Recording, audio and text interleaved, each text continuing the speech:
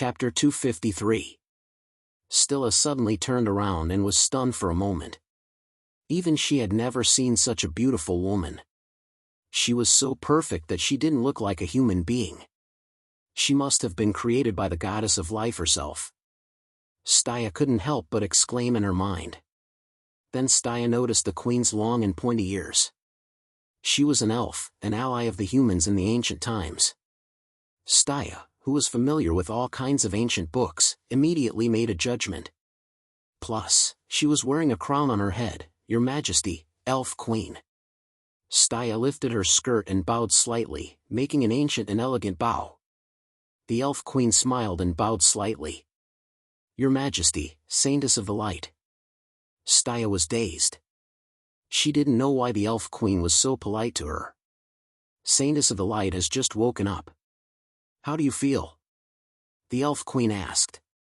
Her voice was light, and it sounded like she was in a good mood. I feel great. Thank you for saving me, Elf Queen. I'm very grateful, Stilla said. It's nothing. It's not worth mentioning. It's also because the Saintess is favored by the God of Light, the Queen said. Your Majesty, you're too humble. Stilla bowed again. But, Your Majesty, you said that it's a pity. What do you mean? The Queen smiled again.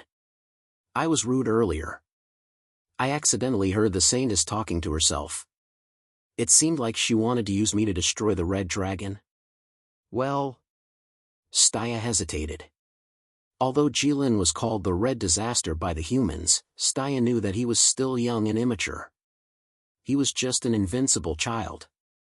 Many things couldn't be blamed on him. He just lacked someone to tell him what was right and wrong. Moreover, he was the one who had captured him and treated him well. Stilla attacked Jilin without hesitation because it was just a clone. But now, according to Bane, if the Elf Queen was to attack, Jilin would have no chance of survival.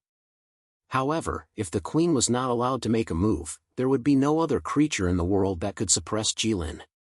This way, all humans would live under the shadow of Red. Just as Stilla was struggling with her thoughts, the Elf Queen ended all of Stilla's fantasies. I'm sorry, but there's nothing I can do, said the Elven Queen. Why? Stilla's eyes widened. The Elf Queen pointed at Bane and said, What this human said to you is true. However, he was exaggerating my strength. He should know that I couldn't kill the Red Dragon on Elf Island. When I fought with the Red Dragon earlier, the Red Dragon was carrying a human. After my most powerful attack, the Red Dragon was still able to ensure that the human was unharmed. I really can't do anything. Jilin is holding you? Stilla turned to look at Bane. Okay. Bane nodded. Stilla glared at Bane fiercely. She meant that this was a huge matter that concerned the entire world. Why did it sound so untruthful and embellish the story? Bane's heart skipped a beat. The princess looked so pretty when she was angry. It had been a long time since he last saw her. But you only shot 2 arrows. Stilla didn't want to give up this hope. She meant that the Elf Queen had more powerful attacks that she hadn't used yet. Doubting someone right in front of them was a very rude thing for the Elf Queen. However, the Elf Queen didn't mind at all. She said patiently, I have a sapling of the world tree. It's a small world. When it's used as a bow, it's indestructible. The power of the world will condense into the bowstring.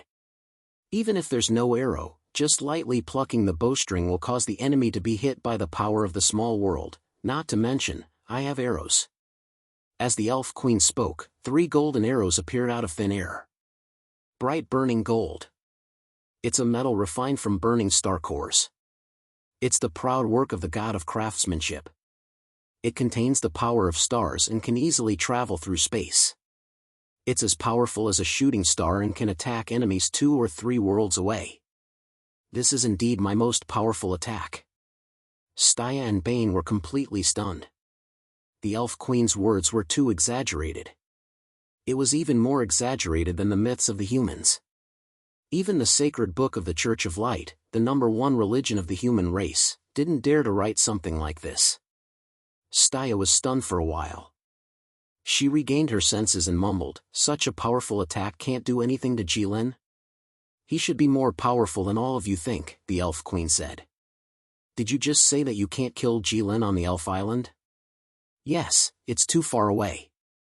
He won't dare to step onto the Elf Island. After all, dragons are all afraid of death." "Then you can leave the Elf Island. According to the ancient contract, I can't leave the Elf Island." "As the Saintess of the Light, you don't even know this? The number of humans is ridiculous, and the inheritance has never been broken." "But what have you inherited?" "A lot. But most of them are useless. No wonder the humans are so ignorant now. But even so, I'll still stop him. I won't let him do whatever he wants. Humans should bathe in the sunlight and not live in the shadows in fear," Staya said. The hymn was obviously referring to Jilin. "Well said," the Elf Queen said. "But you might fail. The possibility is very high." "It doesn't matter. Even if I fail, I'll still do it. The belief will be passed down. As long as the belief doesn't disappear, people will continue to follow us. We'll succeed in the end." Hearing this, Bane was shocked. He thought that it had been a long time since he heard such words that seemed to be able to dispel the fog in his heart. Maybe Staya was this kind of person. Even if her words didn't have any real content, and she didn't mention any methods, just some words like slogans were enough to convince everyone. She was enough to make people follow her without caring about their lives. But the Elf Queen wasn't a normal person. She wouldn't be convinced by a few words. "But you'll definitely fall. You can't protect yourself in front of that red dragon. You're too weak.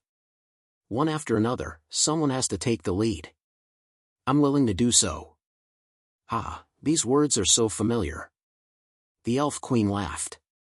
"Justice, love, fearlessness, light, justice. Are these the inheritance of the Saintess of the Light? Looking at you, I feel like I'm looking at Sokovia. Humans should bathe in the light." "She said that before too." "It's exactly the same as what you said." Staya's eyes widened. Her face was filled with shock. Bane looked at the two through the white veil in front of him. He asked carefully, "Who's Sokovia?"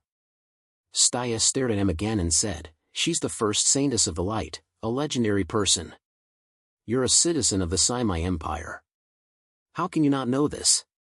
Our village is rather poor. You've seen it. The Empire should have policies to support the education of the children. Indeed.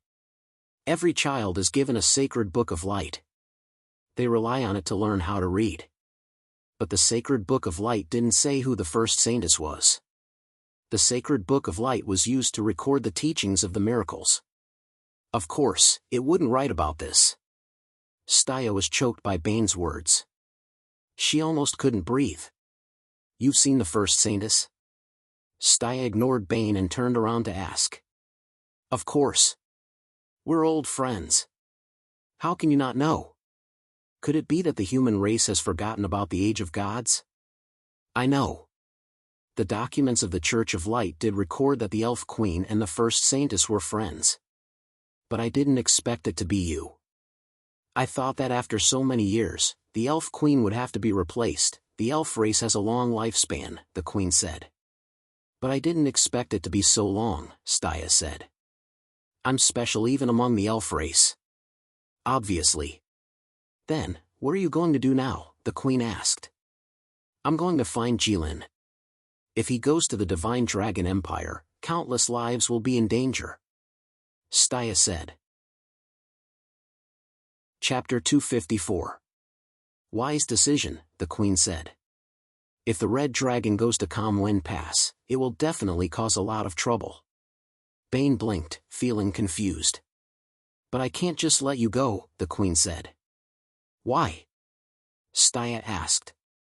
"Because you're too weak, you can't stop him," the Queen said mercilessly. Staya was silent, because she knew that the Queen was right. "Humans, after expelling the gods, you have also become depraved." The Queen looked at Staya and sighed. "Back then, Sokovia was on par with me. But now, the Saintess. The first saintess is so powerful. Staya was shocked. The first saintess was on par with Jilin? Yes. The queen nodded. But after a moment of silence, she added, "Of course, I'm much stronger now than I was a few thousand years ago." For some reason, Staya heaved a sigh of relief. Since the queen of the elves said a lot, then it must be a lot. Staya calmed herself down and said, "The first saintess is a genius, of course I can't compare to her." No. Unexpectedly, the queen of the elves shook her head. "Your potential isn't below Sokophia's. There's only one reason why there's such a huge difference between you two, and that's because times have changed." Times have changed? That's right, things are different now. The gods have all left this world, and the connection between humans and gods has become thin. Even if humans are blessed by the gods, the effects are minimal. Divine powers, divine arts, and the like are greatly reduced, the queen said. So it's very simple if you want to become stronger. You're the saintess of light, the representative of light. You just need to establish a connection with the god of light. Staya didn't speak, because she had nothing to say. That was a fantasy. If it was so easy to meet the god of light, then the Church of Light would have dominated the world long ago. Jilin was no longer a threat. The elf queen saw through Staya's thoughts and said, "If it's somewhere else, I'm sure the elf queen will be happy." Of course not, but this is the Elven Island, the only place in the world with a demigod, and the only place in the world that still has a connection with the gods. Staya and Bane looked at each other and saw the endless shock in each other's eyes. Even now, humans still haven't completely gotten rid of the gods? 3 days passed in the blink of an eye. The vanguard of the sea species, Wenlingjue, once again led countless sea species troops to Calm Wind Pass. Without the threat of the wyverns, Wenlingjue felt a sense of relief that he had never felt before. He could finally stand in front of the two armies and loudly read the Sea Tribe's declaration of war. "You humans have betrayed us, violated the treaty, and forcefully occupied the Sea Clan's territory. Today, the Sea Clan's great general Wenlingjue is under the orders of the Sea Emperor, Tisk." Flay stood on top of the wall. She looked at Wenlingjue, who had a loud voice and was in high spirits. She clicked her tongue. "What's wrong, Lady Flay?" Boss asked. "It's fine if he didn't die. But how can he come out unscathed?" Flay said hatefully. "Impossible. In Flay's opinion, as long as the fire arrow 3 days ago could injure Wenlingjue, even if he didn't die, he would still suffer from serious injuries. He wouldn't be able to get out of bed for at least half a year. But now, Wenlingjue is, after all, the Sea Tribe's great general, and he has an extraordinary status in the Sea Tribe. Maybe the Sea Tribe has some miracle medicine that is especially effective against fire injuries, and they gave it to him." "It's not strange," Boss said. Flay furrowed her brows and nodded slowly. She accepted this statement, but she still felt that something was amiss. It was reasonable, but legendary experts weren't ordinary. How could they have such a miracle medicine? Since this matter was abnormal, there must be a demon behind it. After a short while, Wenlingjue, who was surrounded by countless Sea Tribe members, finished reading the Sea Tribe's declaration of war that he had been yearning for. Then, he raised his head and looked at Boss. He meant that he had finished speaking, and it was now Boss' turn. Previously, Flay had launched a sneak attack on Wenlingjue, causing him to suffer heavy injuries. This was why Wenlingjue learned his lesson and was now very far away from Calm Wind Pass. Moreover, there were countless defensive measures in front of him. This was why Boss couldn't see that Wenlingjue was looking at him. However, Boss was able to clearly sense it. If there really was such a thing as spiritual friends in this world, and if it was said that we have been spiritual friends for a long time even though we haven't met each other, it wasn't just a polite way of saying it. Then, Boss and Wenlingjue, who commanded the armies of the two races, and who had fought against each other for dozens of years, were definitely the most representative pair. Boss knew that Wenlingjue was waiting for him to speak, but he didn't say anything. He just raised his arm and waved it lightly. Calm Wind Pass, open fire. Countless black cannons stretched out from the city walls and started to rain down flames that reached the sky. The explosions were deafening, and they didn't stop. The boundless sea was turned white by the bombardment. Countless splashes of water could be seen. Wenlingjue had never spoken in front of the two armies. It wasn't that he didn't want to speak, but that the Sea Tribe members didn't have the right to speak in this world. The human dragon knights wouldn't give him the opportunity to speak. Perhaps, after he spoke, countless dragon flames would come crashing down on him. This was why Wenlingjue cherished this opportunity. But Boss didn't. He didn't want to indulge in this hobby. At the same time, he also knew that his subordinates were of one mind and united against a common enemy. He didn't need to raise their morale. So, Boss chose to attack directly. The war between the human race and the Sea Tribe, this year's rising tide, had truly begun. Jilin, who was standing in the clouds, looked at Boss a few more times, and his eyes revealed a look of admiration. In Jilin's opinion, the two sides each had a long speech before the battle. It was really superfluous. They had already brought thousands of soldiers and horses to kill their way over. Was there any room for negotiation? What else was there to say? They just had to fight. Jilin didn't understand. Could it be that there were really people who thought that just by relying on their silver tongue, facts, and reasoning, they could force the enemy's millions of soldiers to retreat? According to Jilin's knowledge, the last human who thought this way had already been cursed to death in front of the two armies. As for the person who had scolded him, he was the one who had a silver tongue. Although the human race's attack was very unreasonable and sudden, this was after all the most brutal battlefield in the world. The Sea Tribe soldiers couldn't be so careless as to let their guard down and be ambushed by such an attack. The moment before the cannonballs landed, countless amounts of seawater enveloped the Sea Tribe soldiers, forming a protective barrier. It was blue and very beautiful. The sea would always be the Sea Tribe's strongest natural barrier. Let's begin. It's time to take back what belongs to us, Wenlingjue said in a gloomy voice. Prepare the water cannons. Fire.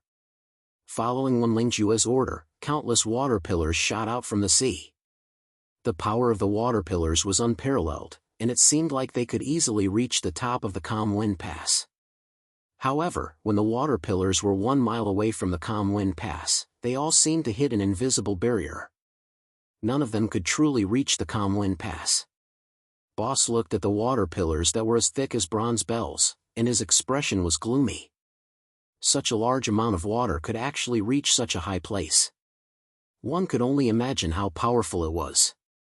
Boss didn't dare to imagine how much damage it would cause to the human race if these things really landed on the top of the Calm Wind Pass.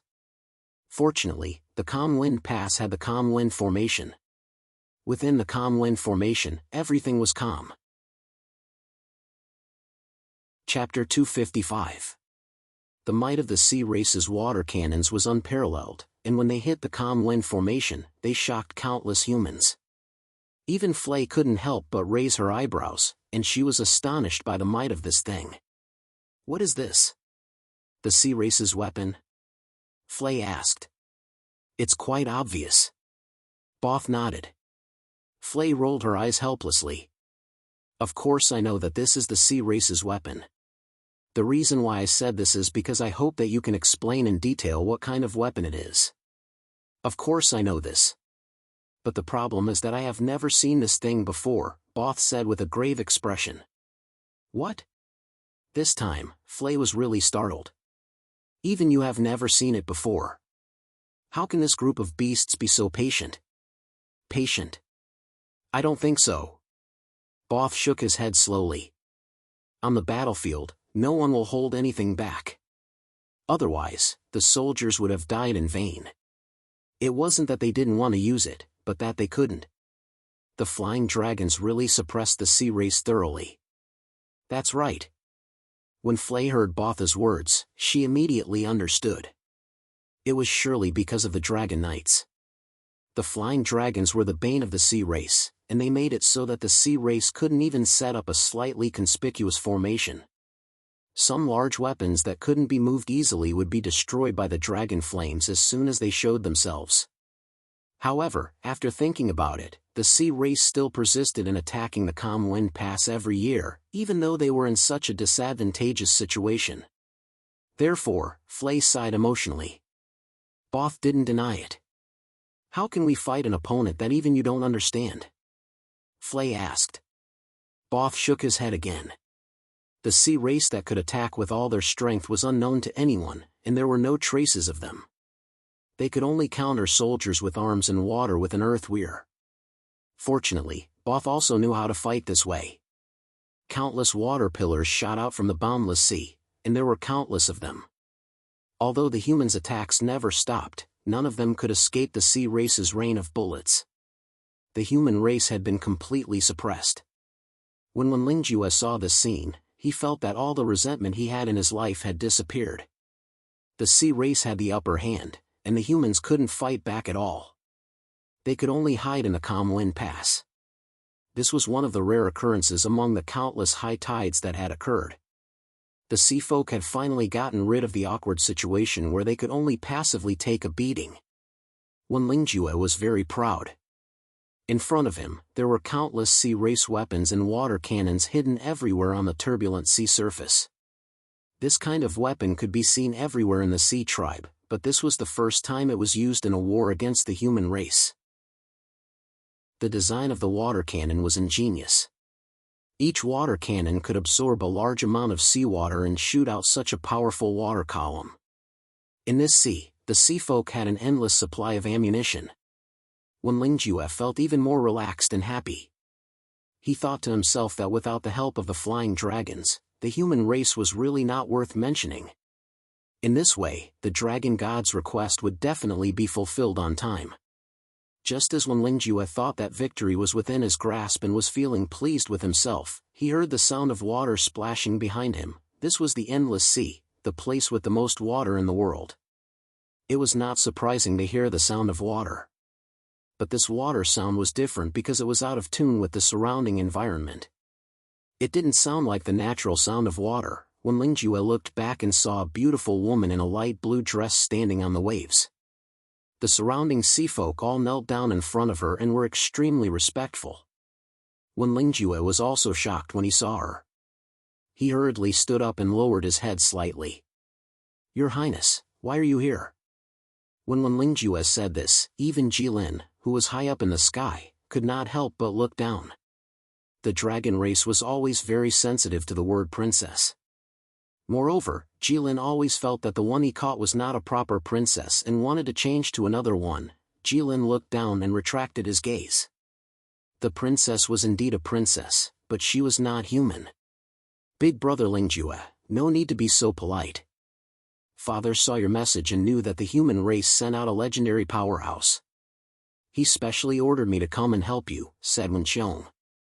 Wenlingjue was very polite and called Wenqiong princess.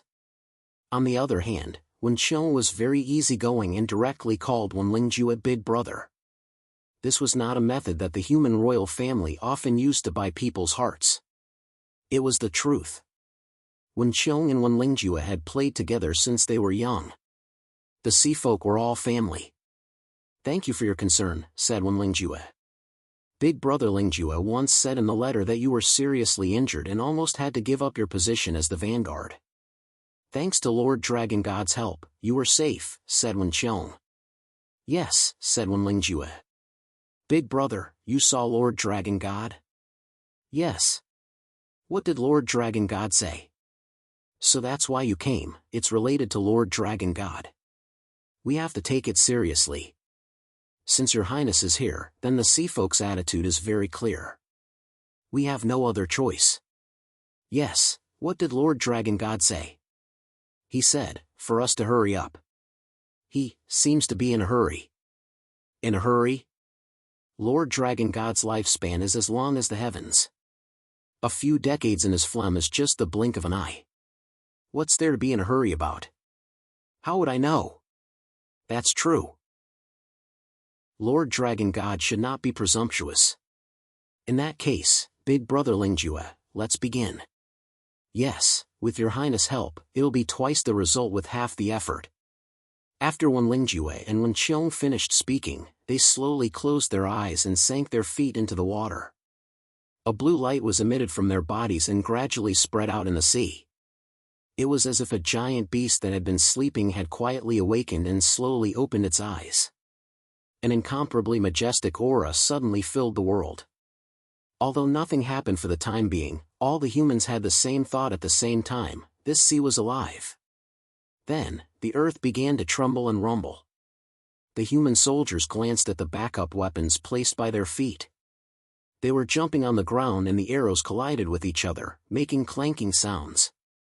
The long swords in the scabbards kept jumping as if they were alive and wanted to break out of the scabbards. The human soldiers were incomparably nervous as they stared at the sea folk without blinking. At this moment, a storm was about to come. After the earth trembled for a while, a white line appeared in the distant horizon. All human warriors let out a sigh of relief at the same time. Although they could not see it clearly, they all knew that it was a huge wave. They had all seen it a few days ago. It was a huge wave that represented the beginning of high tide. The wave was very, very high. It was higher than Calm Wind Pass. Such a monstrous wave was enough to easily destroy any human city, whether it was the capital or the Wind Moon City. However, the human soldiers were not afraid. Because Calm Wind Pass had the Calm Wind Array. Only Bao Si's gaze focused. He knew that the sea folk knew that the huge wave was useless, but when Lingjue still used it, it was not that simple. Chapter 256. The sea race's water cannons didn't stop. They were like bamboo shoots after a spring rain, and they launched a torrential attack on Calm Wind Pass. The humans' cannons were endless, and rumbling sounds echoed out. They fired mercilessly at the surface of the sea. However, although the two sides were fighting fiercely, they didn't have any practical use. The humans' attacks couldn't surpass the sea race's water cannons. It didn't matter whether they fought or not. The sea race's attacks couldn't penetrate the calm wind formation, but it was still somewhat effective compared to the humans' attacks. It had the effect of intercepting the enemy's attacks. However, the sea race's new attack was about to arrive. It had the power to destroy heaven and earth, and it seemed as if it wanted to break this irritating balance. The two sea races' combined forces created a giant wave that was twice as big as the one from a few days ago. It covered the sky and covered the sun. Even Calm Wind Pass seemed small and weak in front of this giant wave. It was like a flood that could destroy the world. When Flay saw this giant wave, she couldn't help but feel uncertain. Would Calm Wind Pass be able to withstand such a giant wave? Flay looked at Boris with a questioning gaze. Boris sensed her gaze, and he was full of confidence. He said calmly, "It's fine. This isn't a matter of whether the wave is big or small. No matter how big the wave is, it will be suppressed by the calm wind formation." When Flay saw that Boris was so confident, she could only nod casually. However, she was still somewhat worried. How could this be called a wave? Did you call a tsunami a giant wave? Moreover, this wave was 10 times bigger than a tsunami. The calm wind formation could definitely suppress the wave, but could you suppress this? If you used a wooden stick to beat a dog, it would be just right. However, if you used it to beat a wolf, wasn't this a bit sloppy? The humans weren't the only ones who were shocked by this wave. Even the sea race's side felt excited. When Lingjue saw this giant wave, he felt very proud. He thought to himself that even if he couldn't break the calm wind formation, he would still be able to satisfy the dragon god. Jilin, who was in the sky, also saw this giant wave. However, he just glanced at it and couldn't help but shake his head. What the hell was this? Was he trying to show off with just this little trick? In human words, wasn't this like a child playing house? What a disgrace, something's wrong. Bose kept staring at the huge wave. He felt that something was wrong.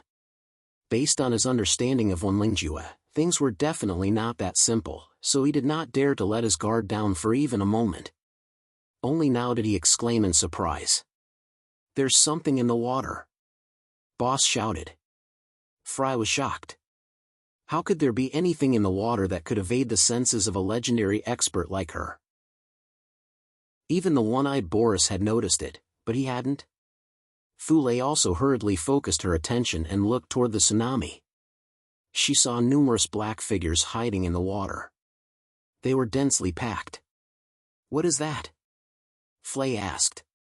"It should be the oceanic race," Boris said. "Sea race? Why are they hiding in the waves? The calm wind mountain pass can calm the waves, but the sea creatures can ride on the waves and fly into the calm wind mountain pass." This was how they had entered in the past. It's just that in the past, with the suppression of the Dragon Knights, there weren't so many waves, and there weren't so many sea folk. Then, should I burn them all to death? Lord Flay, don't be anxious. You are our trump card. We have to leave it for them. Now, it's time for the Great Lord to take action. After Boris finished speaking, he turned his head and looked toward Flay. Flay nodded her head and waved her delicate hand. A flame blossomed from her hand and soared into the sky. In the end, it exploded into a beautiful flower in the sky. Boris's eyebrows trembled, and he looked at Flay speechlessly. Although he had said that the signal used to notify Ligui should be conspicuous and special, and shouldn't be confused with other explosions, there was no need for her to make a lotus flower appear in the sky, right? It would spoil the austere atmosphere of the battlefield. Perhaps it was a woman's nature to love beauty, and even legendary experts were no exception. Flay's signal was indeed a bit exaggerated. However, this wasn't important. What was important was that it was conspicuous and special enough. Less than 3 breaths' time after the fireworks were extinguished, countless golden spaceships from the Middle Empire slowly flew out under everyone's shocked gazes. The huge ship broke through the clouds and whistled through the air. Its powerful aura shook everyone's heart. It was as if it could shatter space itself. Countless majestic warriors from the Middle Empire walked around the golden spaceships. It was obvious that they were well trained. However, compared to the golden spaceships, they were like ants compared to a towering tree. They were so insignificant that they weren't worth mentioning. That was because those weren't just spaceships. Those were the Middle Empire's heavenly fortresses. The golden spaceships lined up in a row, and their shadows covered the entire calm wind pass. Ligui stood at the bow of a dragon-grade spaceship. He was no longer dressed casually. His armor was neat and tidy, and he was fully armed. He stood there solemnly and gave off an awe-inspiring aura. He had the air of a great general. After all, he was the only prince of the Middle Empire in the generation of the Third Prince, who had truly led an army into battle. Ligui came out. When he saw the huge wave, he instantly understood. He made a prompt decision and gave the order to attack. 200 golden spaceships opened fire at the same time. Countless bullets rained down on the huge wave. This was a real hail of bullets, and it was earth-shattering. Under such a hail of bullets, even if you had thousands of soldiers and horses, you wouldn't be able to return alive. The explosions of the cannonballs reverberated throughout the world, and the huge wave was gradually reduced. The marine race hiding in the huge wave let out blood-curdling screams that sent chills down one's spine. Some marine race members started to jump down from the waves, avoiding the cannonballs and falling into the sea. However, a large area of the sea was still dyed red, but it was instantly covered by the waves. Under the turbulent sea, who knew how many lives were lost? Countless lives were lost. And this might just be the beginning. Slowly, a sky-reaching wave was flattened by the unreasonable human beings. The remaining small waves were also blocked by the wind-calming formation, so there was no need to mention them. The chairs in calm wind pass shook the heavens. When Lingjue wiped the sweat off his forehead and let out a long sigh. To him, raising that huge wave had consumed a lot of energy. However, it was useless. When Cheung looked at the golden spaceships in the sky and asked, "That's the new weapon you mentioned?" "Yes, that's right. This is the first time I've seen a spaceship that can fly in the sky," Wen Lingjue said in a low voice. "It's indeed powerful. As for the biggest ones, even if I personally attack, I'm afraid I can only take down one or two of them, Wen Qiong said. But Big Brother Lingjue, you didn't say there were so many of them before. I just found out too, Wen Lingjue said. The humans actually held back. The enemy has the absolute advantage and is looking down from above. It's disadvantageous for us, Wen Qiong said. That's not a big deal, Wen Lingjue said. It's always been like this anyway. That's true, Wen Qiong said. Wen Lingjue looked at the 200 golden spaceships in the sky, his mind spinning. It was like a huge mountain pressing down on his heart. It was so heavy that he couldn't breathe. Wen Qiong said she could take down two of the bigger ones, but when Lingjue admitted that he could only take down one of the smaller ones, he thought that without the Dragon Knights, the marine race would be able to easily take down Calm Wind Pass. He didn't expect the humans to have such a powerful trump card. As expected of a race that had occupied half of the world for many years. They had such a deep foundation that it was truly amazing. The humans are not worth mentioning without the Dragon Knights. Such thoughts had already been completely erased from his mind. The humans, in terms of combat power, were without a doubt the #1 race in the world. Some people said that having the courage to admit the strength of the enemy was also an excellent quality. Although Wen Lingjue wasn't a human, he obviously had such an excellent quality. Wen Lingjue looked up at the sky. He wasn't looking at the sky, but at the Lord Dragon God, who he couldn't see but should be looking at them from the sky. Wen Lingjue thought to himself, Lord Dragon God, you should have seen the terrifying trump card of the humans, right? In this way, Lord Dragon God should understand the difficulties of the marine race, right? He wouldn't say things like hurry up anymore, right? Jilin lay in the air, his hands hugging his head, looking very comfortable. The 200 golden spaceships of the humans naturally couldn't escape his eyes. He knew about those things before they even reached Calm Wind Pass. At this moment, the golden spaceships made a grand entrance, taking the limelight for a moment. Jilin only took a few glances and then stopped looking. He didn't like these things. To Jilin, flying in the sky without wings was an affront to the sky. It was an invasion of the territory of all creatures flying in the sky. However, Jilin didn't plan to deal with those things himself. He would leave it to the marine race. After all, they were just toys for the humans, not worth mentioning. Chapter 257. The two members of the Sea Race and the Sea Race joined forces to create an unprecedented wave. There were countless Sea Race hidden inside. But in Jilin's eyes, it was a bit embarrassing.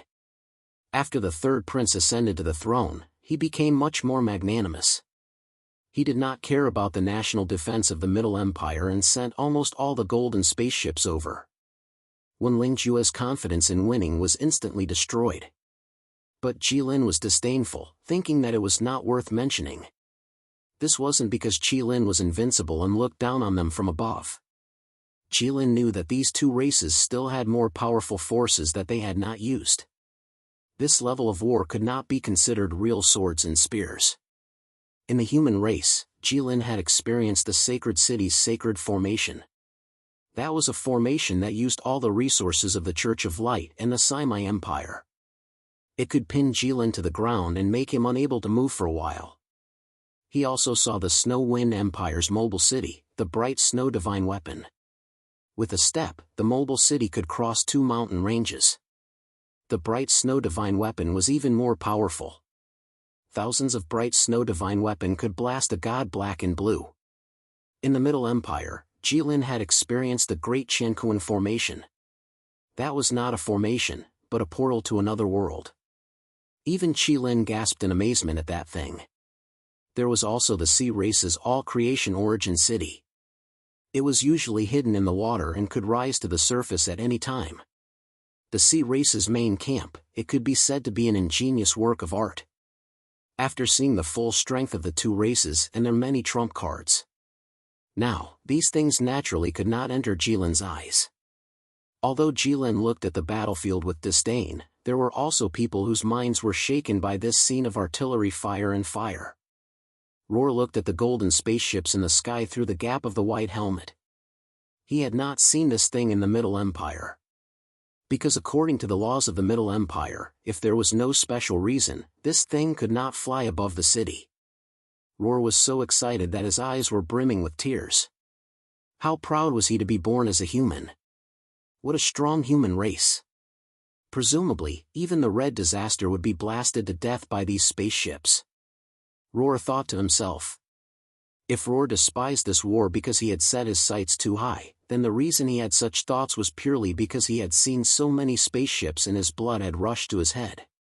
Why didn't he think about it? If these spaceships could solve the Red Disaster, why would the God of Light personally descend to the lower realm to let him be the hero? Why would the previous Golden King, Li Zheng, let him come to the Divine Dragon Empire instead of patting his chest and saying heroically, "Young man, you can go home now. Leave the Red Calamity to the Middle Empire. We have 200 golden spaceships, a mere Red Calamity is nothing." What if he said that? Just as Raul was daydreaming about the Red Disaster being blasted to death by the golden ship's cannons, a hand suddenly reached out from behind him and patted him on the back at an untimely moment. Although Roar's thoughts were running wild, he was still on the battlefield, after all. He still had his guard up. It was not to the extent that he would not notice if someone patted him from behind. However, even if Roar sensed it, he did not dodge. Instead, he allowed the hand to land on his shoulder. This was because Xiaochen knew that the people standing behind him were all his comrades, heroes who dared to risk their lives for Calm Wind Pass and the Divine Dragon Empire's citizens. Compared to the previous group of adventurers who fled when they saw that the situation was not good, it was a world of difference. Roar pretended not to notice. He turned around and looked at the person behind him. It didn't matter at first glance, but his originally warm and smiling face instantly turned gloomy, as if he had eaten a dead fly and was unsightly. This was because that person was the Saimai Empire's Wang Yan, who had left earlier. Roar suddenly clenched his fists. Only then did Xiaochen realize that there was no place in the world where there were only heroes and honorable men. There were no despicable people who would forget righteousness at the sight of profit. Perhaps these two were interdependent existences to begin with. Without the latter, the former could not be seen as a hero. Without the former, the wretchedness of the latter could not be seen. "Why are you here?" Roar asked sullenly. "Didn't you leave earlier?" Wang Yan could not see the rich changes in Roar's expression hidden under the helmet. "Still," he said casually, "brother, this is a long story. Originally, a large group of us had already left. However, guess what happened halfway?" To think that Wang Yan was still in the mood to keep Xiaochen in suspense. Roar raged. He only snorted coldly and ignored Wang Yan. Although the atmosphere of the conversation was a little awkward, this was nothing to Wang Yan. Wang Yan continued, "We hadn't gone far when we saw many large ships flying towards us from the sky. We were shocked. At that time, no one knew what they were. Fortunately, there were adventurers who had been in the Middle Empire for a long time who told us that these were the Middle Empire's weapons. We immediately understood. The weapons of the Middle Empire could penetrate so deep into the Divine Dragon Empire. They must have the Divine Dragon Empire's permission. In addition, they were flying in the direction of Pingfeng Pass. So, you think that Calm Wind Pass will have a chance to fight with such powerful reinforcements that aren't any weaker than the Dragon Knights? That's why you came back?" Raul didn't wait for Wang Yan to finish his sentence. However, his words were a little harsh and blunt. However, Wang Yan did not mind at all. He laughed and gave Roar a thumbs up. "Good job. As expected of someone from the Saimai Empire. You can understand everything with just a hint." Roar took a few deep breaths. The thick white armor on his body heaved violently. He admired Wang Yan's shamelessness. He was so straightforward in his pursuit of advantages and avoidance of disadvantages that he didn't even bother to hide it a little. Roar stared at Wang Yan. Looking at his blue eyes, which were unique to the people of the Saimai Empire, his heart could not help but twitch. Roar sighed in his heart. It was as if his endless anger had floated out with this sigh. His heart calmed down a lot. Luoer looked around and lowered his voice. Using the nicest tone he could muster, he said to Wang Yan, "Big brother Wang, if you're only here for the money, then I advise you to leave now. It's going to be very dangerous from now on. Even if you and I are at the 6th rank, we will be nothing more than a drop of water in the storm. Whether we live or die, it will not be up to us. Moreover, it will be useless. Brother, from your words, it seems like there is a hidden meaning. What do you know?" "Hurry up and tell me," Wang Yan said. "Big brother Wang, you've been gone for 3 days. During these 3 days, those of us who did not leave naturally knew a lot. The Conwen Mountain Pass also told us a lot. Brother Wang, do you know what we adventurers are going to do next?" Roar asked. Wang Yan shook his head with a serious expression. "It's the vanguard." Roar said, "This is what the Conwen Mountain Pass said. We adventurers will be the first to engage the sea race in close combat. We will use our powerful individual strength to strike down the sea race's arrogance. Inflict heavy casualties on the sea race and intimidate the sea race so that they won't dare to engage in close combat with us." Wang Yan's face was filled with shock. He sucked in a breath of cold air and gave an incisive summary to Roar's words. "You want us to be cannon fodder?" Roar frowned. He felt that this was not a good way to put it. But in the end, he slowly nodded his head. Because Wang Yan was right. Chapter 258. Wang Yan looked at Roar and nodded, the shock in his heart becoming even more intense. "You're doing this too?" In a war of this scale, the first troop to engage the enemy will definitely not survive. Wang Yan roared in disbelief. He could never have imagined that the commander of Pingfeng Pass would be so shameless. So immoral. So much so that he, the helpers, would become cannon fodder? Wang Yan was so agitated that he forgot to suppress his voice for a moment. Many people in the surroundings heard his shout.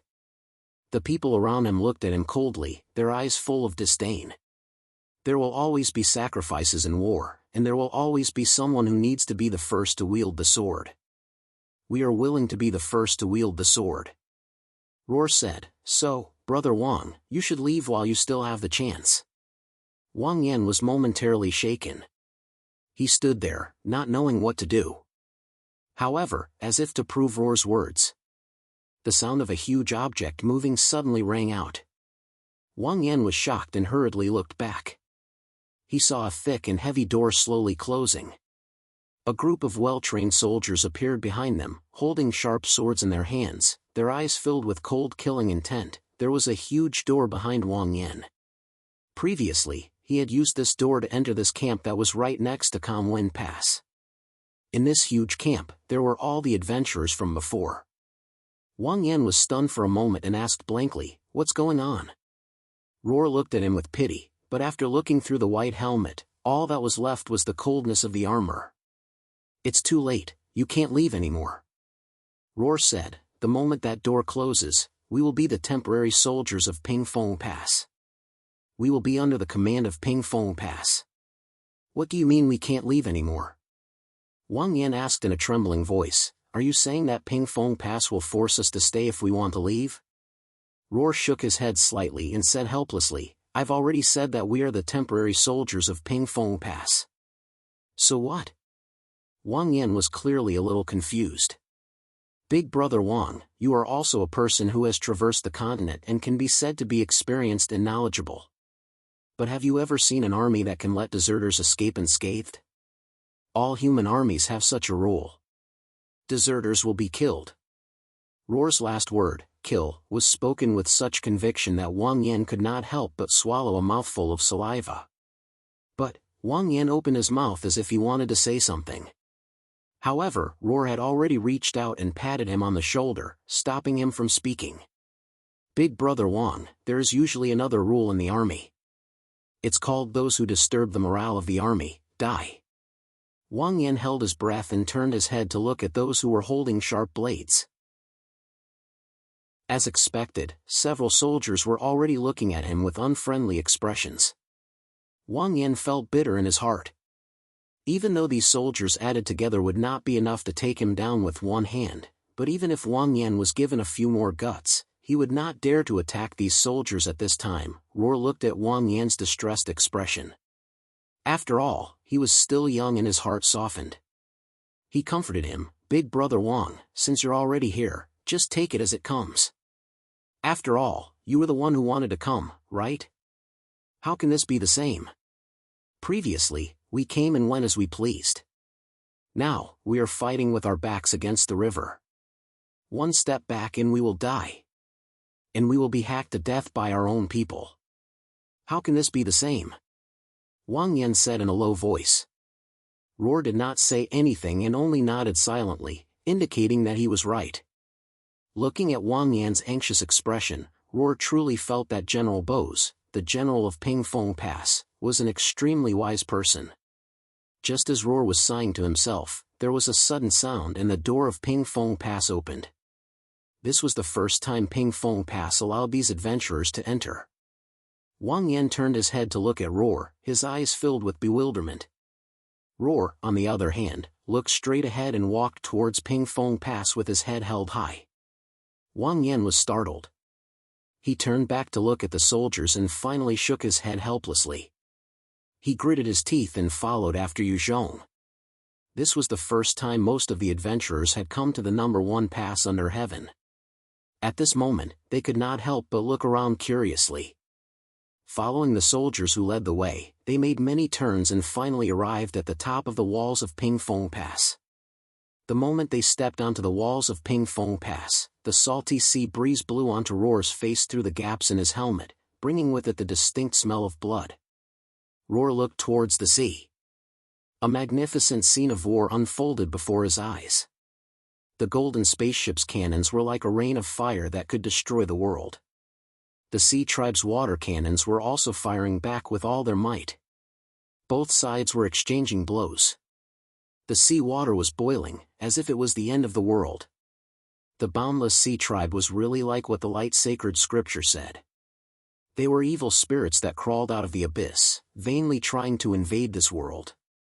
They roared ferociously and brandished their sharp claws, wanting to bring endless calamity to the world. Roar's mind was somewhat unstable. He stopped looking at the battlefield and turned his head to avoid it. However, he suddenly saw Flay in the distance. It was not that Roar's eyes were good.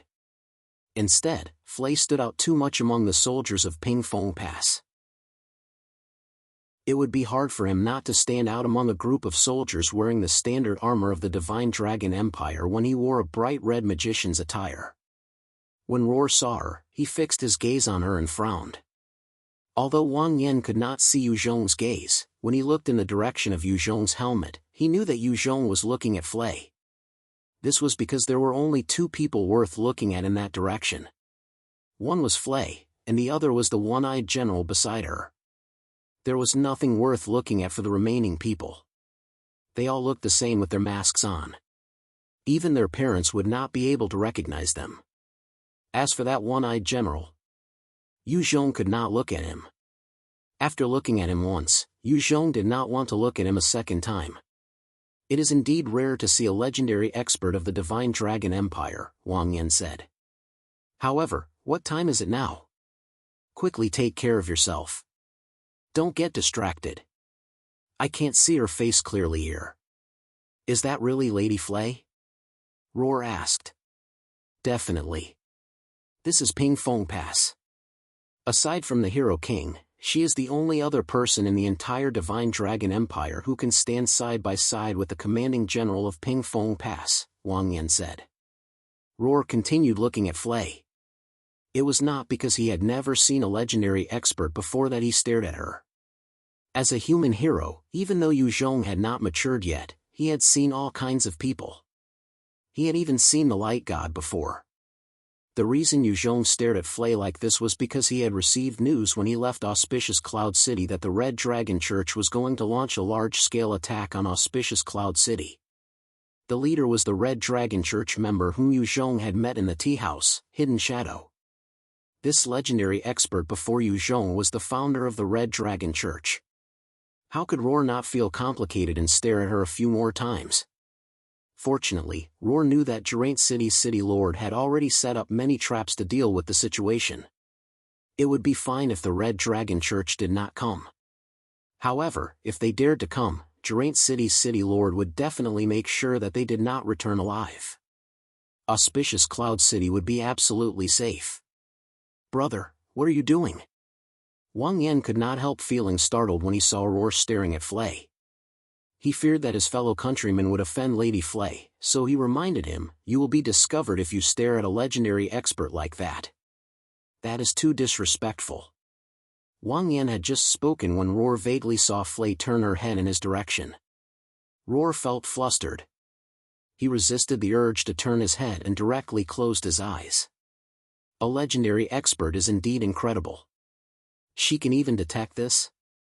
Roar thought to himself. Wang Yan could not see if Roar's eyes were open or closed.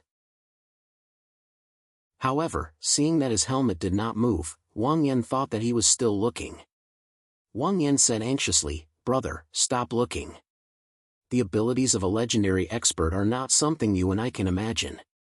Roar secretly agreed. He felt that Wang Yan's words were reasonable. "Do you know? This Lady Flay is not an ordinary legendary expert. All legendary experts are extraordinary," Roar said. "This person is different. This is a human who founded the Red Dragon sect in just over 2 years with his own strength.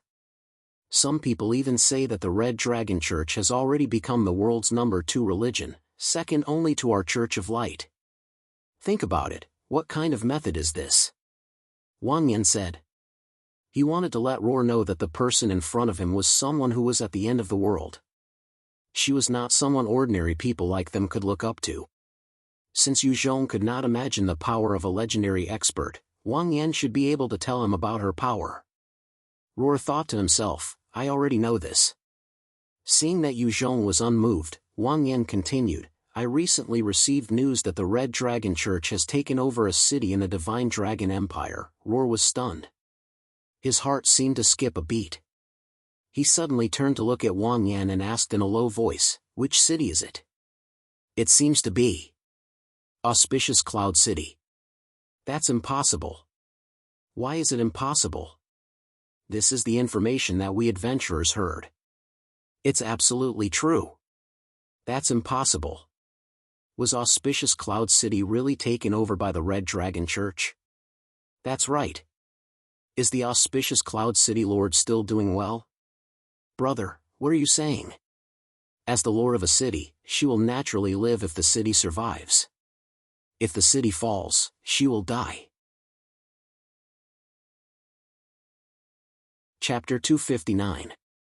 Roar placed his hand on the hilt of his sword and clenched it tightly. His leather gloves rubbed against the hilt of his sword, producing creaking noises.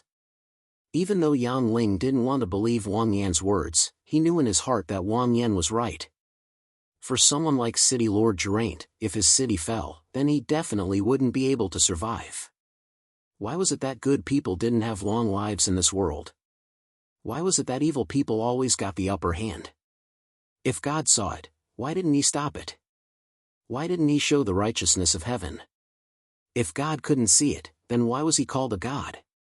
Red Dragon Sect, Roar squeezed these words out of his gritted teeth. His voice was low and faint, but it was filled with killing intent. Flay raised her brows and glanced in Roar's direction. "What's wrong?" Boris looked at Flay and said, "You've looked over there twice in such a short time." "It's nothing." Flay shook her head and didn't pay any more attention to Yang Ling. If this place wasn't the Calm Wind Mountain Pass, but a desolate wilderness, Flay would have already thrown a fireball at him. "Fine." Boris was helpless. He looked at the soldier beside him and asked, "Are you ready?" "General, we've been ready for a long time." "Raise the sea path." Boris looked in Wenlingjue's direction. "Yes." A rumbling sound rang out, covering the sounds of fighting and explosions that filled the sky. It was as if the whole world was shaking.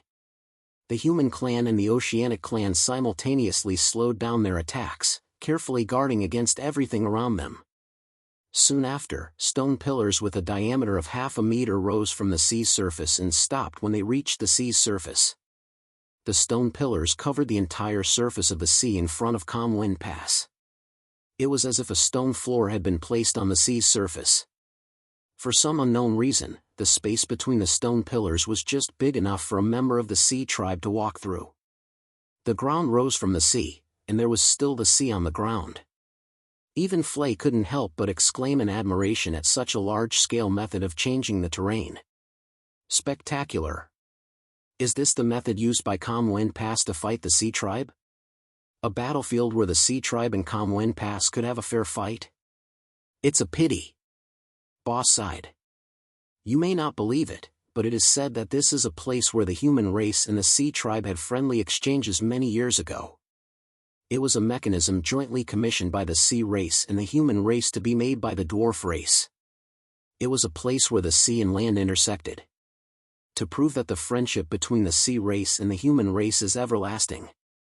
How ironic. Yes. Countless stone pillars rose, and a place where land and sea met appeared. Such a grand scene obviously stunned both sides. What does this mean? Wen Qiong looked at Wen Lingjue. This is Boris challenging us. Wen Lingjue said with absolute certainty. Then what should we do? Wen Qiong asked. Send out the strongest warriors to completely crush the human race. Beat them until they lose their will to fight. Raise the prestige of the sea race. Wen Lingjue suddenly became excited. Your Highness, what do you think? Wen Qiong was obviously very satisfied. The Vanguard General's response is very appropriate. Wen Qiong was very satisfied, and so did Wen Lingjue. However, some people were dissatisfied. Jilin watched from the sky as this group of people fought for 3 days without any pain or itch. He had long since become impatient. Now, when he heard that Wen Lingjue still wanted to talk about such useless things with the human race, he immediately became angry. Jilin was like a falling meteor. His body was burning fiercely as he fell from the sky. He turned into a straight red flame and instantly streaked across the sky. He landed next to Wen Lingjue. He set off huge waves and blew away countless members of the sea race. If it weren't for Jilin's caution, this attack alone would have killed countless members of the marine race. It was more than what the humans had killed in the past few days. That power was countless times stronger than the humans' artillery fire. It was like a real natural disaster. The humans didn't understand what had happened, but this didn't stop them from letting out earth-shattering cheers after being stunned for a short moment. Even Boris was stunned. What had happened? He was fighting with the enemy, and then a meteor suddenly fell from the sky and smashed the enemy's general to death? This was something that countless generals didn't even dare to dream of, something that they had dreamed of. How could he have King encountered it? Could it be that the heavens had opened their eyes? Did the gods show themselves? Is it too late for me to believe in a god now? Boris slowly turned his head and looked at Flay. Flay stared at the place where the flame fell. She didn't even turn her head. The Red Dragon sect welcomes you. What god do you believe in? Nonsense, the Red Dragon god. Then, forget it. Boris was shocked, but he was still clear-headed. Lord Dragon God. Wen Lingjue and Wen Qiong quickly lowered their heads and knelt down when they saw who it was. Wen Lingjue wondered why he came at this time. However, Jilin didn't let him think too much. He took 2 steps and arrived in front of Wen Lingjue. He grabbed his clothes and lifted him up with one hand. Lord Dragon God. Wen Qiong covered her mouth in shock. Are you an idiot? Jilin stared at Wen Lingjue. He had spent the most time with Aisha, and he had inevitably learned some things from her. For example, the word idiot. Lord Dragon God, what do you mean? Wen Lingjue had difficulty breathing, but he still tried his best to speak. He was afraid that if he didn't speak, Jilin would strangle him to death. Jilin narrowed his eyes.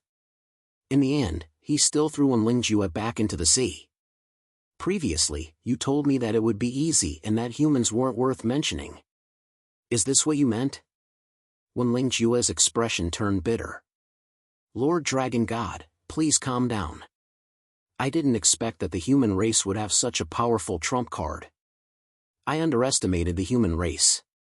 Lord Dragon God, please punish me. Lord Dragon God. Wenqing immediately became anxious. Jilin turned his head and glanced at the human race's camp. What trump card?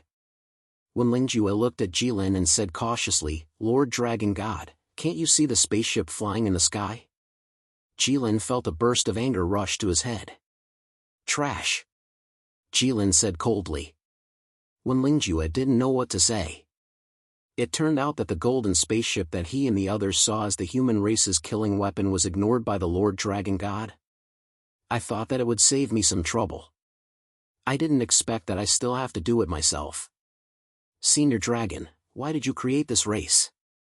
This isn't what the dragon race is good at. Aren't you just looking for trouble? As Jilin spoke, he revealed his true form. The red megalosaurus suddenly appeared on the surface of the sea and instantly became the focus of everyone's attention. The intense heat evaporated the endless sea water. The entire world became hazy, and a huge fog covered Jilin's godlike body, appearing and disappearing from time to time. It looked even more unreal. The cheers of the human race stopped abruptly. Without exception, all the members of the sea race worshipped Jilin. It was as if the endless evil spirits in hell were worshipping the demon king who destroyed the world. It was just that they had never heard of a demon king who paid attention to such grandeur. The scene was grand and solemn, but also extremely strange. Any human religious activity was far inferior to it. Jilin opened his wings and flapped them twice. His body slowly left the sea surface. As a fire dragon, Xiaochen did not like water. Although Bose had only heard of Xiaochen, he immediately recognized the terrifying demon-like creature before him. This was because Xiaochen was too iconic.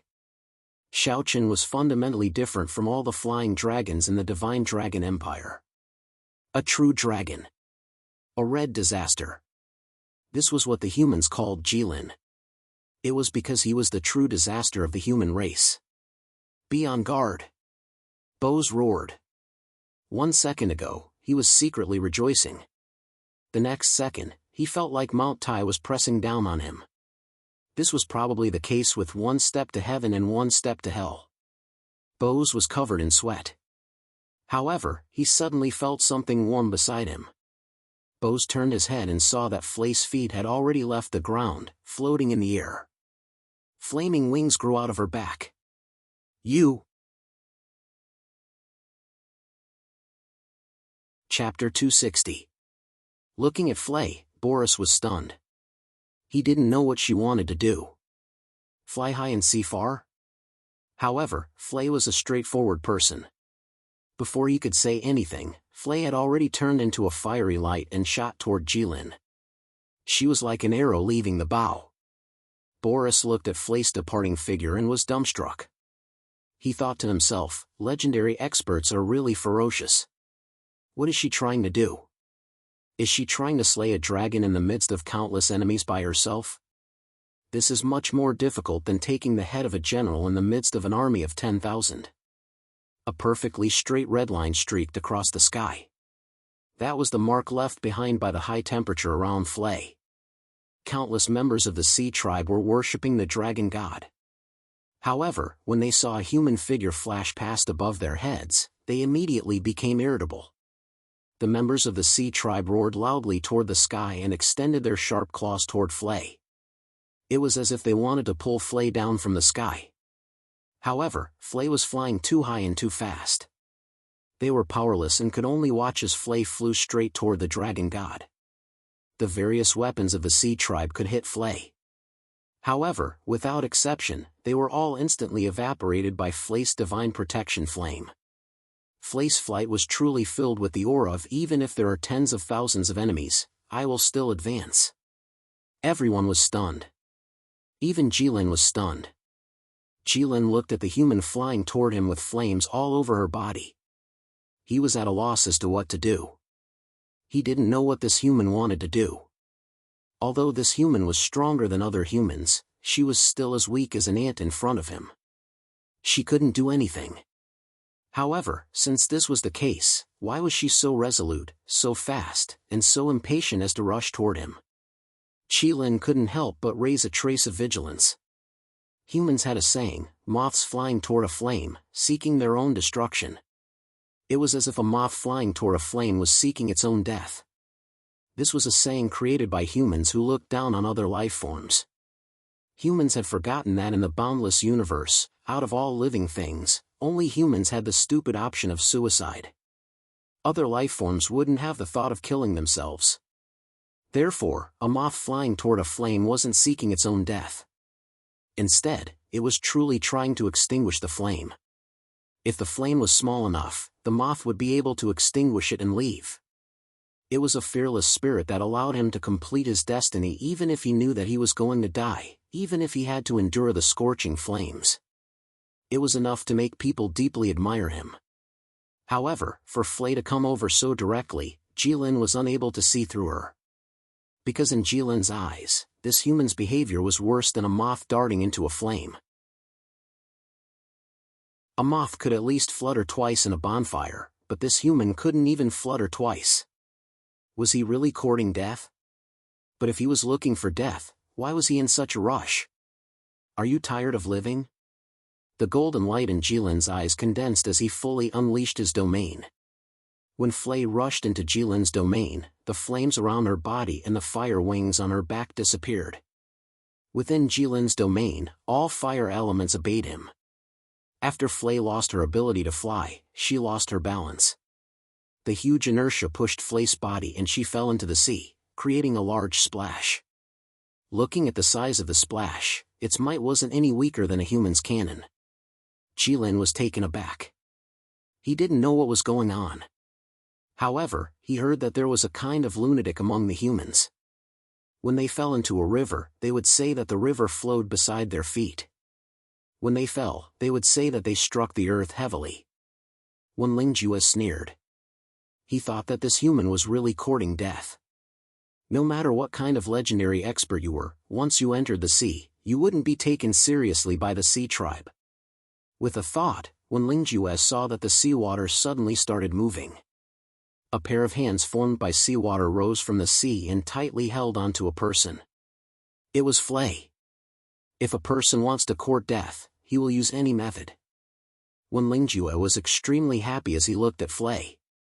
A few days ago, he was injured by Flay's sneak attack and almost lost his life. He was extremely angry. He swore that he wouldn't be part of the sea tribe if he didn't take revenge. However, in view of the other party's legendary strength, Wen Lingjue had already prepared himself to take revenge. But who would have thought that the affairs of the world were so unpredictable? How many days had it been? She had already fallen into his hands.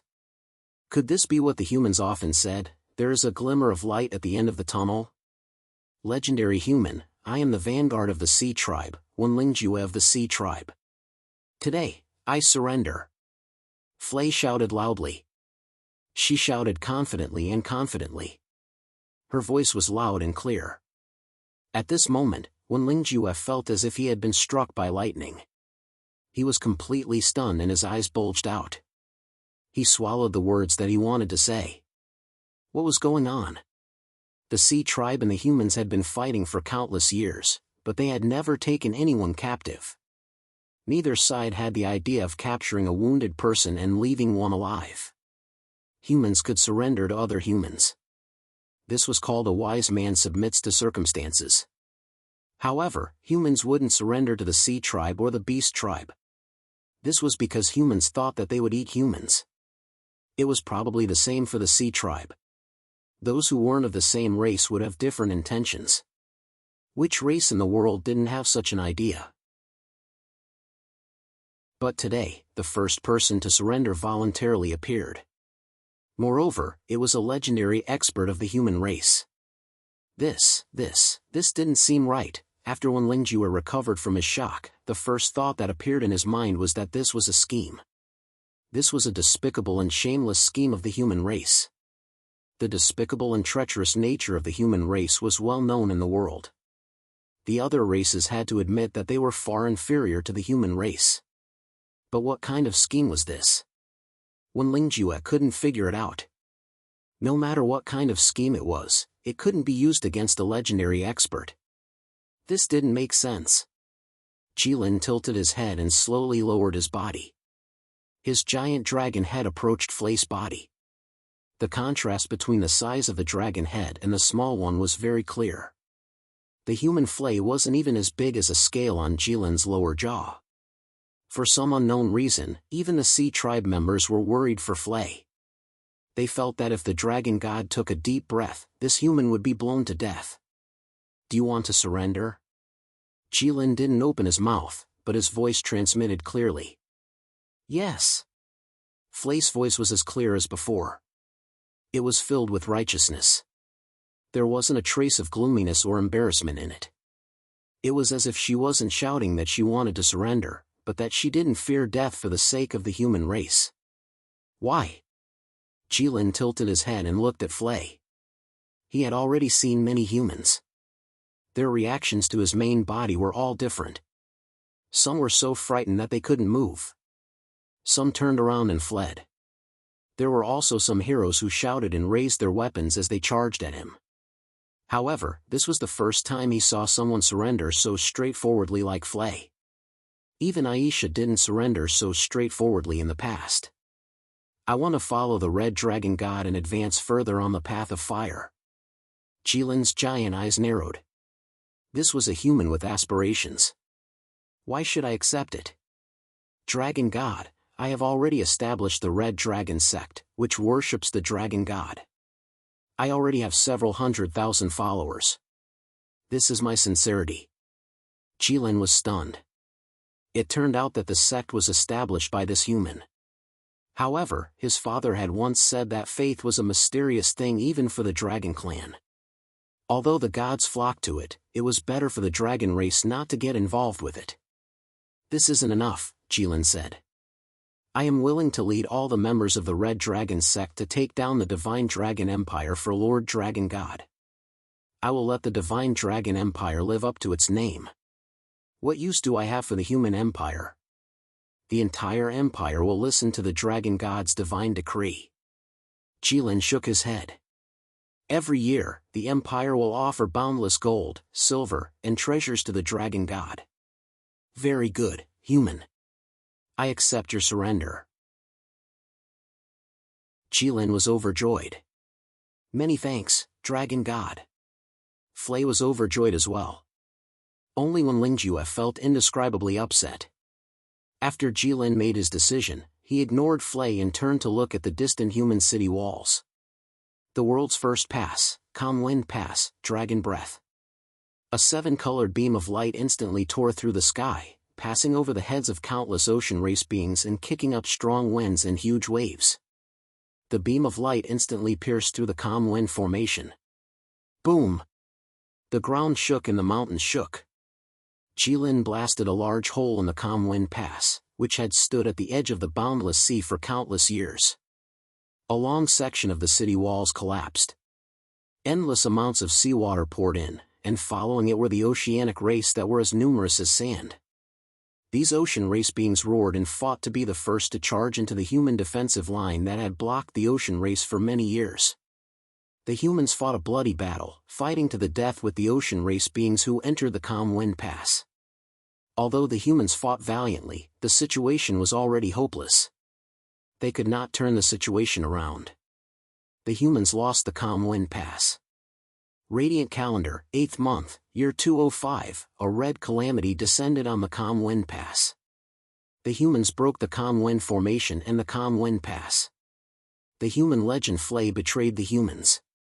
The humans were caught off guard. The human defensive line fell, and the ocean race swarmed in. In the same year, the Red Dragon sect established the Red Dragon Army to take over the Divine Dragon Empire. The Radiant Calendar.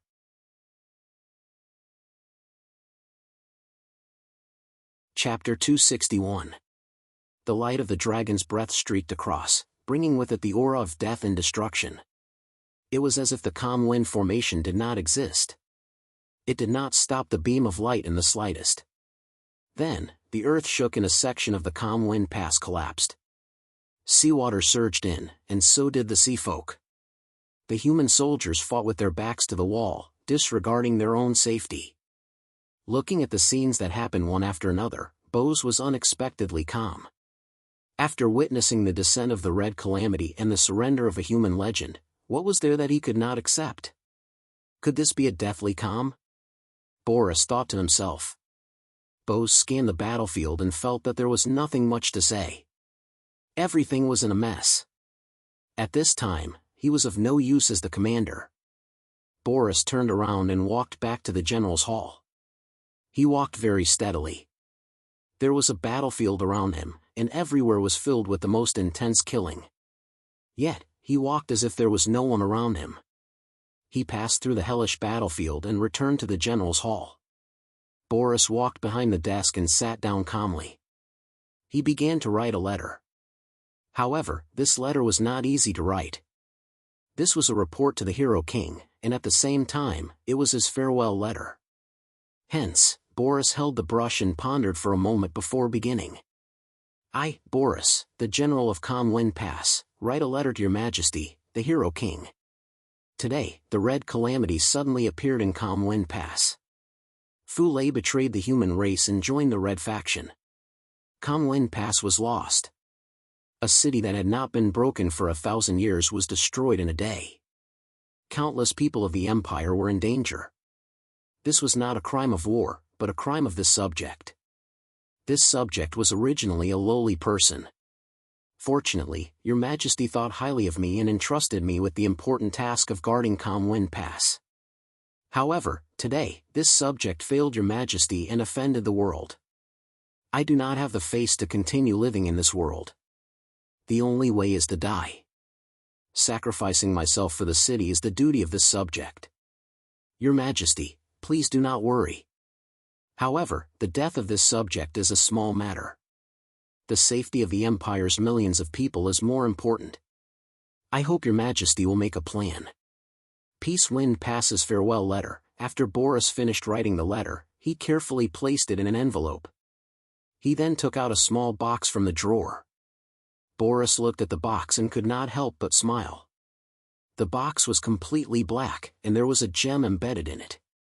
It was emitting a white light. There was also a box like this on His Majesty's desk. For the sake of this box, His Majesty had personally sent someone to instruct him not to use it unless it was absolutely necessary. Boris gently placed the envelope in the box. The gemstone on the box flashed twice. Then, the light dissipated, and the gem shattered into 2 halves. Mother *Cur, such an expensive item is only a one-time use item. Boris understood. The witches deserve to have their lineage cut off. Bose opened the box again to take a look. It was empty. The envelope must have appeared on His Majesty's desk by now. Now that the matter was settled, Bose heaved a sigh of relief. He pulled out his sword and gently stroked it. His only remaining eye looked indifferently at the entrance of the general's hall. He would kill whoever came in. If there are 2 of you, I'll kill both of you. No matter what, I am still at the peak of the 9th stage. In the temple of the Elven Island, there were only 5 divine pearls on the altar. The green one suddenly broke into pieces without a single sound, then, a light breeze blew past. The Elven Queen had already appeared beside the altar. Staya and Bane were with him. Bane turned his head in confusion. Obviously, he didn't know what had happened. This is... Staya said. The Elven Queen looked at the green divine pearl and was silent for a long time. Then, she slowly said, the Calm Wind Pass has been breached. What? Bane was extremely shocked. The Elven Queen looked at Bane. She didn't know why he was so shocked. He was the one who lured the red dragon over. Your Majesty, we can't wait any longer, Staya said. I think so too, the Elven Queen said. Go and take a look. Then follow your heart. Yes. Staya nodded. The Elven Queen nodded slightly. Then, she waved her hand. Staya and Bane disappeared from the temple. The Elven Queen waved her hand and sent the 2 away. Then, she turned her head and looked at the green divine pearl. She said softly, it's too fast. Who is it? The god of darkness? After so many years, he's still not satisfied. On the city wall of the Calm Wind Pass, Jilin, who had already turned into a human, was sitting on the city wall. He was holding a glowing blue scale and carefully examining it. That was a dragon scale. It was the dragon scale that the oceanic tribe gave him. Calm Wind Pass had undergone earth-shaking changes in just half a day's time. The nearby land had already turned into a vast ocean. Only the city wall of the Calm Wind Pass was still stubbornly above the water surface. It was announcing to the entire world that there was once a city here. A gust of spring wind suddenly blew past Jilin's face. Yes, spring wind. Although it was summer, that gust of wind was so delicate and gentle. It moistened everything silently. The temperature and humidity were just right. It should be spring wind. This spring wind didn't even move a single strand of Jilin's hair. However, it made Jilin squint his eyes. A gust of spring wind in summer was indeed comfortable, but it was a little too strange. Jilin raised his head. The light in his eyes suddenly shone brightly. Two people seemed to have arrived with the spring wind. They silently appeared in front of Jilin. The last person who appeared in front of Jilin like this was Aisha. Then, she was killed by Jilin once. This time, Jilin didn't attack. These two people were Staya and Bane.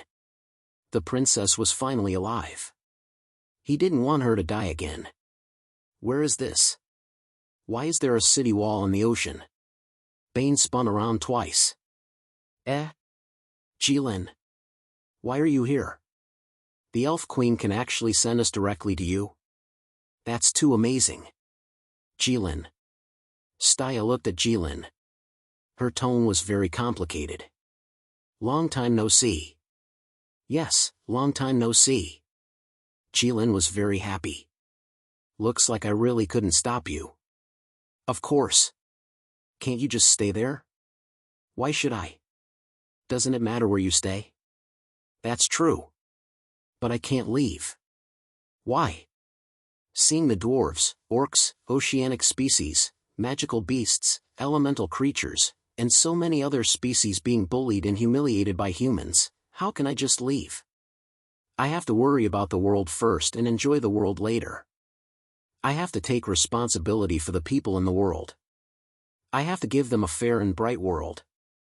The greater the power, the greater the responsibility. The God of Light is blessed by the people, and so are the orcs. Staya was completely stunned this time. How is this something a dragon would say? But when Jilin said it, Staya was only stunned for a moment. She wasn't too shocked. Because she was the one who taught Jilin all this. Before Staya could say anything, Bane's loud voice sounded. Ha ha, that's enough. Oh my God, you're killing me. You, Bane laughed and shouted at the same time. He was out of breath. Jilin was teasing him so much. Jilin glanced at him calmly. Bane quickly stopped talking. I didn't expect the Elven Queen to really cure Staya. It's all thanks to you, Jilin said seriously. Well said, well said. Bane was also very proud. Speaking of which, where is this? Why is there a city wall on the sea? What are you doing here? Huh?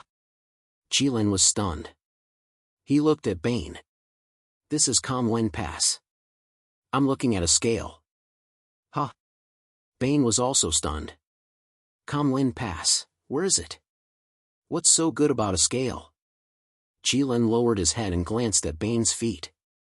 Then, he raised a blue scale. Bane glanced at the blue scale. The scale was sparkling and blue. It was indeed very beautiful. Then, he followed Jilin's gaze and looked at his feet. Chapter 262. Bane frowned and slowly looked at his feet. Simple and unadorned green stone bricks came into view. The bricks were very big, 1 meter wide and 2 to 3 meters long. They were used by the humans to build city walls. Bane had seen them in many places when he was in the Red Dragon sect. However, Bane had never seen such a sense of antiquity and richness before. A bad feeling crept into Bane's heart. Bane raised his head and looked around. He was surrounded by the boundless sea. This is Comlin Pass? Bane looked at Jilin. Jilin did not say anything. He had already asked this question. This? What's wrong? Bane asked. Was it always like this? Jilin looked at Bane as if he was looking at an idiot and shook his head. Bane suddenly felt the world spin. He could not stand properly and staggered 2 steps, almost falling down. Staya was shocked and reached out to support him. After all, he was a thief who could practice his sword on smooth stones covered in moss. He could leap over roofs and vault over walls as if he was walking on flat ground. Why couldn't he stand still? What's wrong? Staya asked. Bane waved his hand, indicating that he was fine. When he raised his head again, his face was already pale, without a trace of blood. Comlin Pass, this. Is it broken? Bane frowned, his voice trembling. Jilin nodded. His gaze was still on the blue scale, looking very serious. It was only when Staya arrived that he moved his gaze away for a while. Why is the sea so high? Bane asked again. If this was Comlin Pass, then it was too close to the sea. Bane felt that if he sat on top of the city wall and stretched out his legs slightly, he could easily reach the sea. If the sea in front of Comlin Pass was always this high, then the Oceanids would be able to jump to the top of the city wall. Then what was the point of defending Comlin Pass? Jilin shook his head, indicating that he did not know. What about the people here? Bane closed his eyes and tried to digest the bad news. Most of them died, but some ran away, Jilin said. What about the sea tribe that attacked the city? Bane asked again. We breached the city and left. Gone? Where did you go? Jilin pointed to the west. Bane's vision darkened again. Isn't that the direction of the Divine Dragon Empire's hinterland? What are you doing here? Bane gritted his teeth and said hatefully. Jilin stared blankly for a moment. If that was the case, what was he here for? Bane looked at his expression and knew that he had forgotten. He became even angrier. Didn't we agree before? I will go to the Elven Island and ask the Elven Queen to help heal Staya. And you, are you going to help me look after Ruian City and Fengping Pass? Oh, right. Jilin remembered. Right? Right your head. Bane roared. His face was red, and his veins were bulging. Aren't you going to help me look after Fengping Pass? With you around, how could the Sea Tribe breach Fengping Pass? How did you breach it? Because I was the one who breached it. Jilin looked at Bane. He thought, is there a need to say this? If I didn't make a move, who knows how long it would take for those disappointing Sea Tribe members to breach Fengping Pass. Bane was stunned. Then, as if he had been struck by lightning, he stood there in a daze. He looked at Jilin in a daze. However, there was no focus in his eyes. It was as if he had lost his soul. Jilin was the one who breached Fengping Pass. Then, what exactly did I do? I was the one who did everything possible to get Jilin to come to Fengping Pass. Back then, when Lei Se had laid his cards on the table, what had he said shamelessly? That's right, I said, my Red Dragon sect has a Red Dragon god who can suppress Fengping Pass alone. How is this Fengping Pass? This Motherf * King Fengping Pass was defeated by him alone. Bane cursed in his heart. His eyes instantly turned red. A huge sense of guilt surged in his heart. If I didn't mention this, Jilin wouldn't have come. If Jilin didn't come, how could Fengping Pass be breached? You promised me that you would look after Fengping Pass. Is this how you saw it?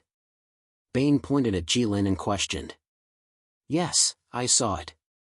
Jilin was very serious. The moment I arrived, I saw that group of humans riding on those flying insects and flying all over the place. Bane naturally knew that the flying insects Jilin was referring to the flying dragons. Bane broke out in cold sweat. His voice trembling, he said, then, you breached Fengping Pass in a fit of anger? Jilin was silent for a moment.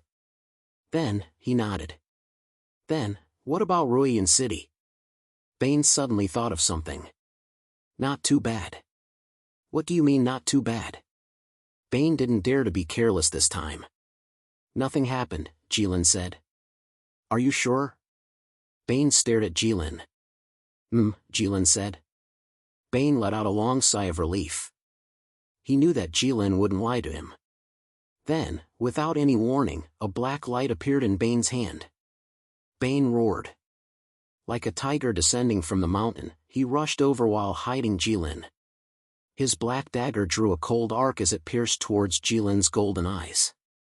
Bane was like a true assassin. Before he made his move, he hid his killing intent very well. Not a hint of it leaked out. Once he made his move, he became incomparably crazy. Silent as a virgin, moving like a fleeing rabbit. He caught people off guard. Just like when he stabbed the Golden King in the palace of the Middle Empire. Incomparably stunning.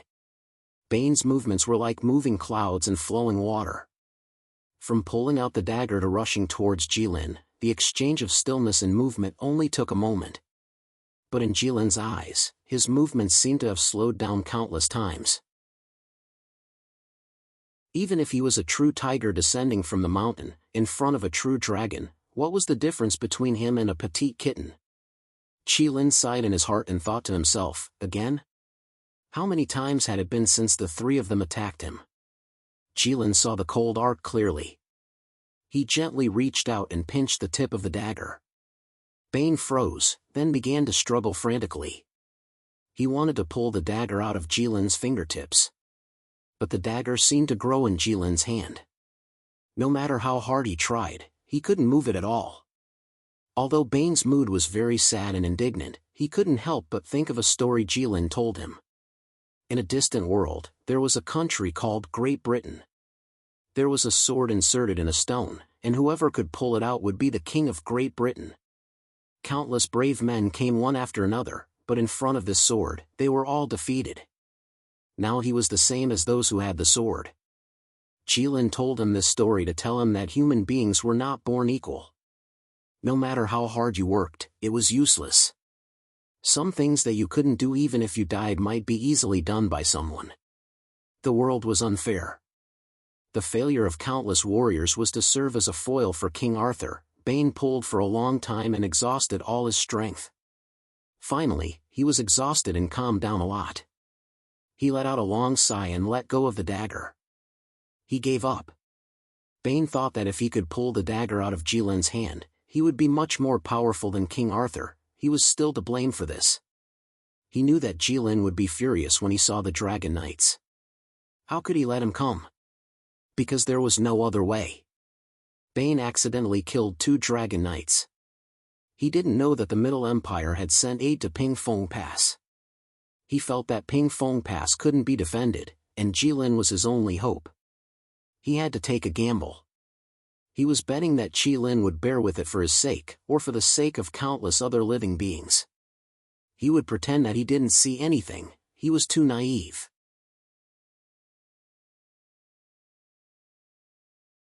Chapter 263. Bane was secretly annoyed and extremely regretful. He looked at Jilin, knowing that he could neither beat him nor persuade him. Then he looked at the vast ocean around him.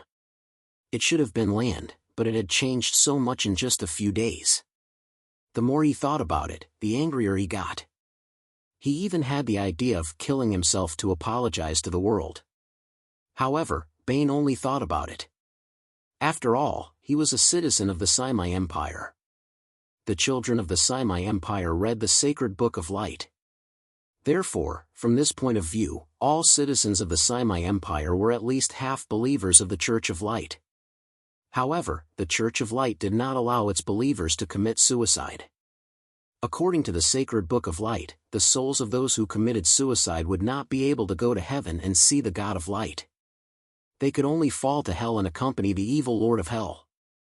Their souls would eventually be polluted. This was a common saying that almost all religions had. All religions believe that there are 2 other worlds apart from the world in which man lives. One is perfect, and is above the world in which he lives. The other was incomparably terrible. Those who went there would always suffer, below this world. Believers only needed to do things according to the teachings of their religion. After death, they would be able to go to that beautiful world, where the God they believed in lived. In that world, they would be able to obtain everything. They would be rid of all suffering, and their bodies and hearts would be satisfied. However, people were divided into good and bad. Everything in the world was divided into yin and yang. Religions were also divided into orthodox religions and evil cults. The most important condition to distinguish between orthodox religions and evil cults was to see if the teachings did not allow believers to commit suicide. A religion like the Church of Light would tell you that if you wanted to see the God of Light, you had to do good deeds in the world. You had to be devout and cultivate your heart. All your sins had to be redeemed. Only then could you go to heaven. There was no shortcut. If it was an evil cult, it would be much simpler. The higher-ups would casually assign you a task. Blow something up, assassinate someone, or burn yourself. They would then tell you that these were the instructions of God. After death, you would be able to see God. Bane had followed Jilin for such a long time, and now he was a little skeptical about these things, such as whether people could go to heaven after death. According to Jilin, heaven seemed to be a world exclusive to the gods, and humans would not be allowed to set foot in it. However, he still felt that the Church of Light was right. In comparison, those idiots from the Red Dragon sect were crazy. They actually believed that after they were burned to death, Jilin would take them to heaven. It was pure nonsense. Although Jilin had wings and could fly quite high, he definitely couldn't fly to heaven. Thinking of this, Bane looked up at Jilin. Bane was suddenly stunned because he saw that Jilin had stood up and was nervously looking behind him. Bane was shocked. Cold sweat dripped down from his forehead in an instant. This was the first time he had seen such a nervous expression on Jilin's face. What could make Jilin so nervous? Even when he was facing the Elven Queen's arrow, although he was on full alert as if he was facing a great enemy, he did not show such an expression. Should he turn around and take a look? Bane was a little hesitant. However, Bane finally made up his mind and chose to turn around. Damn it, even if I'm going to die, I have to know the reason. He wanted to see what it was that could scare Jilin to such an extent. Could it be that the God of Light had personally descended to this world? Did he want to punish Jilin? Bane swallowed hard. He only felt that his legs were trembling, but he still slowly turned around. He was stunned again. He suddenly understood why Jilin was so nervous. It was because Staya had put on the knight's armor again. She held a battle hammer in her hand, and her body was shining brightly. It seemed that she wanted to hit Jilin.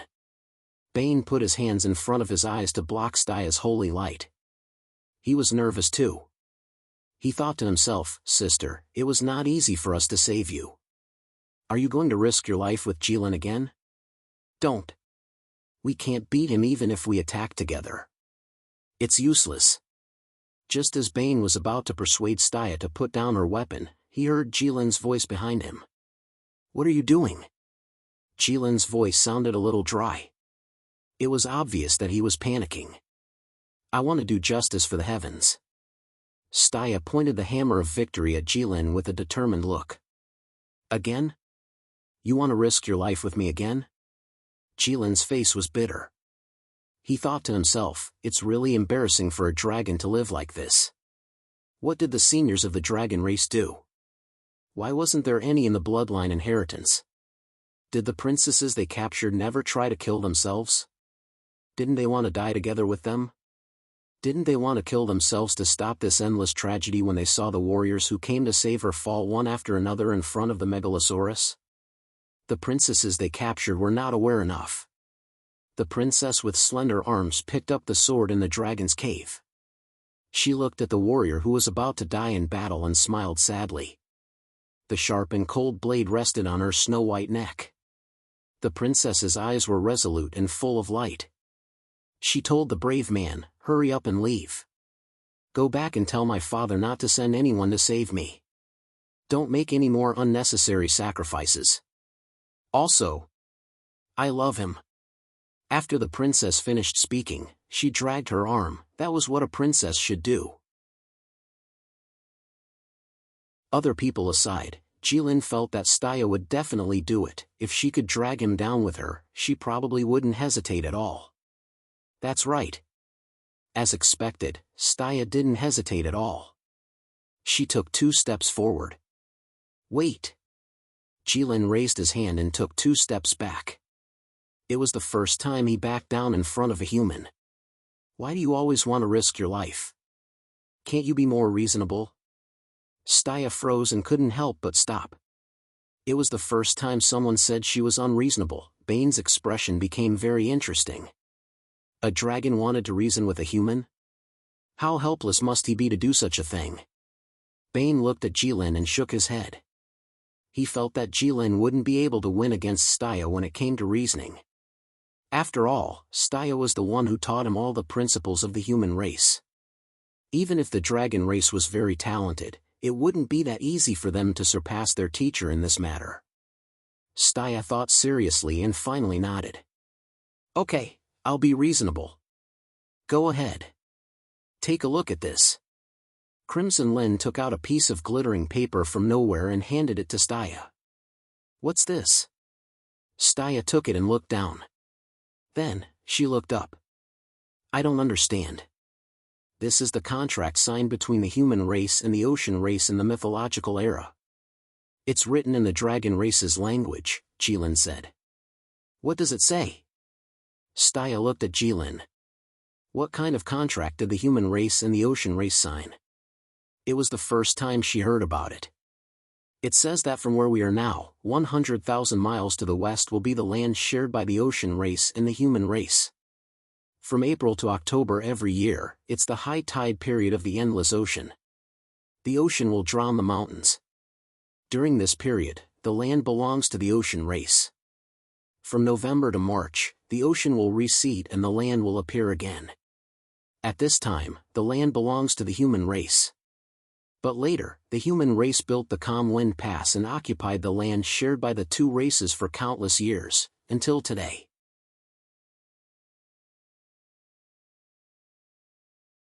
Chapter 264. Staya frowned as she listened. Seeing that Jilin had stopped talking, she collected her thoughts and started to think about what Jilin had just said. This was the first time that Jilin had taken the initiative to reason with her, so she was caught off guard. No matter how long the article was, or how beautiful the words were, the main point would always be a short sentence. Ignoring those meaningless beautiful words was an instinct that Staya had cultivated as a member of the royal family since she was young. Which means that the land 100,000 miles to the west of Pingfeng Pass is shared by both races. But it has always been monopolized by humans? Staya concluded. So you helped the people of the sea when you saw the injustice and gave justice to the sea race? That's right, Jilin said. So you're doing justice for the people? Bane froze. So you're doing a good deed by taking over Pingfeng Pass? That's not what I meant, but you can say that. Jilin was very casual. What do you mean? Bane was furious. Do you think I'm complimenting you? Staya stopped Bane and looked at Jilin. This is only one side of the story from the sea race. Staya pointed at the golden paper. No. Jilin shook his head. This is a contract that both humans and the sea race agreed to. How do you prove it? Staya and Bane asked at the same time. Jilin took the paper and pointed at a line of small words. This means that there are 2 copies of this contract. The humans and the sea race each have 1 copy. The sea race has one that's written in dragon language, and the humans have one that's written in human language. Staya and Bane looked at each other. They both knew that Jilin wouldn't lie, but this was too unbelievable. What other evidence do you have? Staya asked. And this. Jilin moved his finger to the bottom right corner of the paper. Staya frowned. If what Jilin said was true and this was a contract, then the place that Jilin was pointing at should be the place where the signatories signed the contract. Staya and Bane looked forward at the same time and were stunned. They didn't recognize any of the words on the paper, except for the words Jilin was pointing at. To be precise, it was a name. George Pendragon. It was a human name written in human language. Who is George? Bane turned to look at Staya. George Pendragon, the first emperor of the Divine Dragon Empire. Staya knew this. Bane still didn't quite believe it. It can't be fake, right? Could it be that the sea race forged the Emperor's signature so that they could have a reason to invade human lands? I won't. Staya was deep in thought. She shook her head slowly. There's no need for that. The sea race isn't human. It's natural for them to invade human lands. There's no need for a reason. What if? Bane was a little anxious. What if the sea race pays attention to this? They won't. This contract has a magical effect. The name written on it must be the author's real name, Staya said. That means, this signature was indeed written by the first Hero King.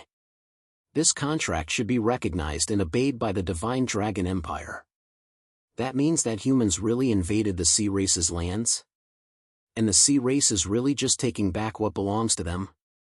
Bane's voice trembled. He couldn't accept it. That's not right.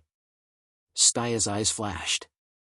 If the first Hero King signed such an important contract, it's impossible for there to be no traces of it in human history. Then do you remember the blood sacrifice? Jilin suddenly asked. Staya narrowed her eyes and stared at Jilin.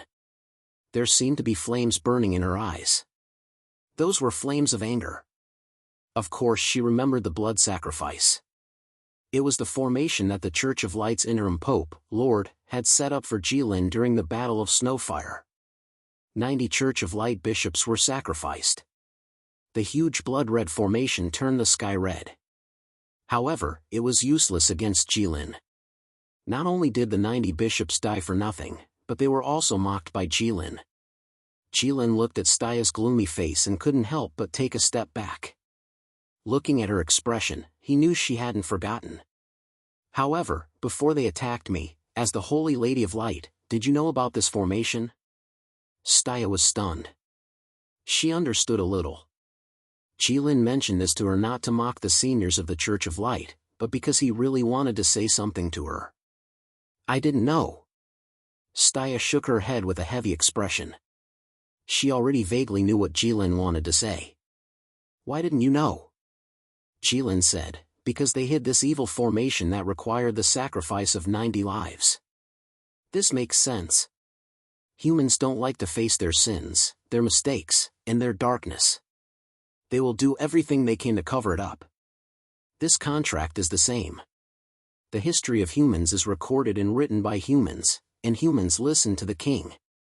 You should know about this. However, when the Hero King signed this contract, how did he know that he would break the contract and not let the historians record it? Staya's voice became softer and softer. Finally, she fell silent. She already understood. That is to say, when the first Hero King signed this contract, he had already made up his mind to build Calm Wind Pass and occupy these 50,000 kilometers of land. Bane also understood. I didn't think too much about that. Jilin looked at Bane. However, I think you are right. Look, this person is so shameless. Bane blurted out. After he finished speaking, he realized what he had said and his face turned pale. From the looks of it, the darkness of human history was still hard for him to accept. On the other hand, Staya, who seemed to be obsessed with moral cleanliness, lowered her head in deep thought. She didn't feel much of an impact. Staya was royalty after all, and she was familiar with history. It was not uncommon for countries to break treaties and attack each other in Staya's eyes.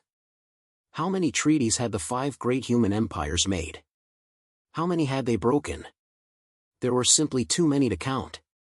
The human emperors had a code of conduct like words of gold and jade, words of 9 tripods.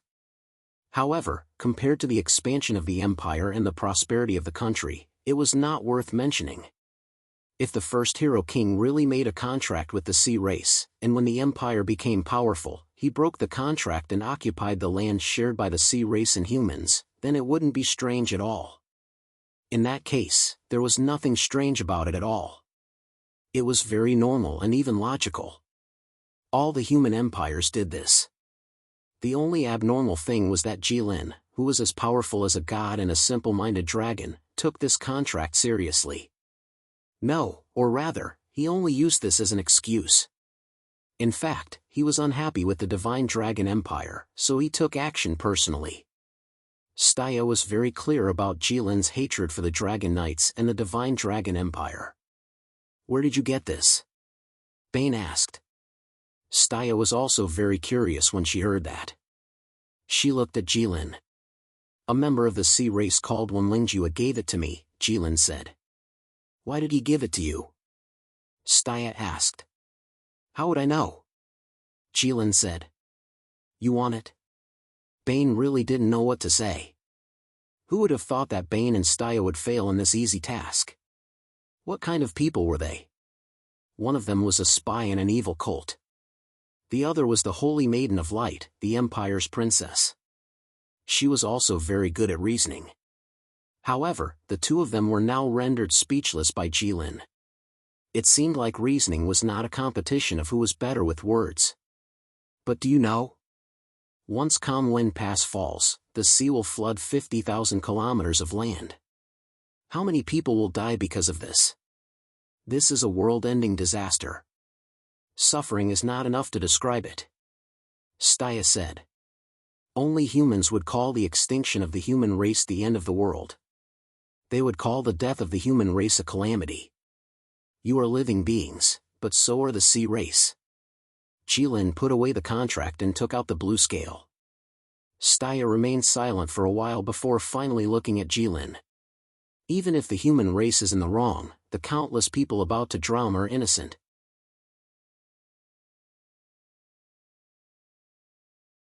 Chapter 265. "Yes, you're right." Jilin agreed with Staya. "Why do you keep holding onto that scale? Where did you get this thing from? Why didn't you play with it like this before?" Bane didn't expect the humans to be in the wrong. He felt awkward and wanted to change the topic. "This is the scale of the dragon race. It was given to me by the oceanic race. There was nothing special about it at first, but after I broke through the Calm Wind Pass, it kept flashing. I could feel that it was calling me, and it was guiding me to a certain place." Jilin stroked the blue scale. "Where?" "Over there." Jilin looked to the west. "I'm talking about the countless lives of humans."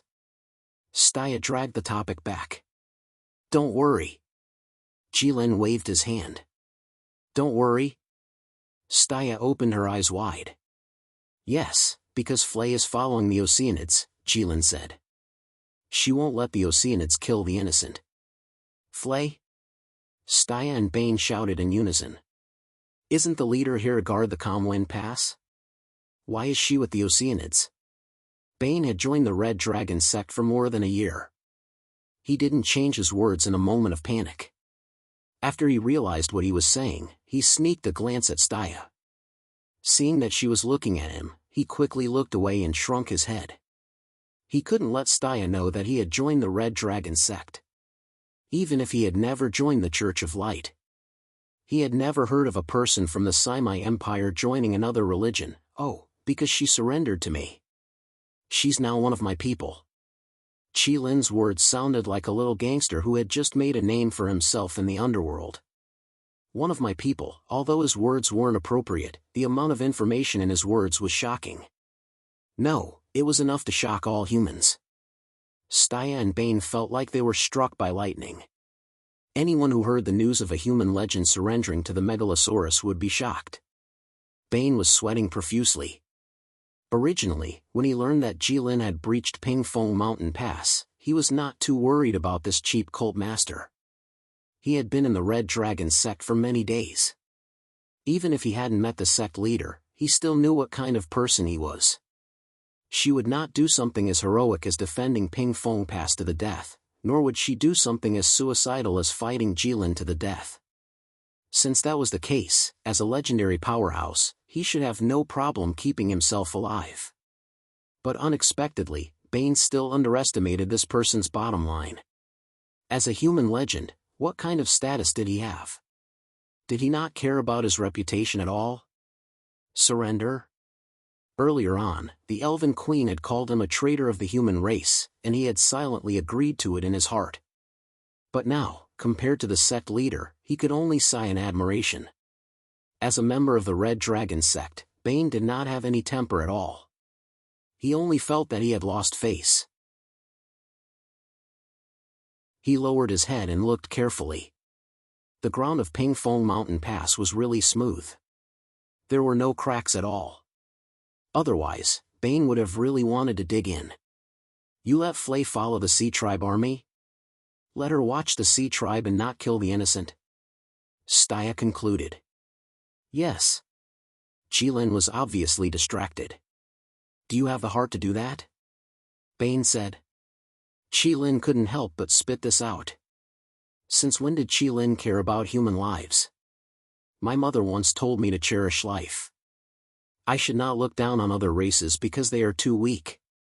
If that happened, the dragon race would become extremely lonely. It was rare for Jilin to talk about his parents. Furthermore, even if humans are incomparably small, there are still millions of lives after all. Staya and Bane looked at each other. They had an indescribable feeling in their hearts. Well, anyone who heard a murderous devil whose hands were stained with blood seriously say, "My mother told me to cherish my life," with a nostalgic expression and a reminiscing gaze would definitely have the same feeling. Moreover, the number of people Jilin had killed was more than the number of people killed by any murderous demon in human history. Actually, Jilin had mentioned this to the three of them a long time ago. Although it was very casual back then, the three of them still remembered it in their hearts. However, Jilin's performance later on made the three of them have a new understanding of Jilin. This was a rebellious young man from the dragon race.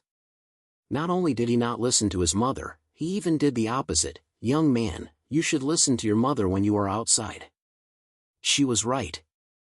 She has already surrendered to you and betrayed the human race. Why would she do this willingly? Staya decided to put this matter aside for now. This is her own request.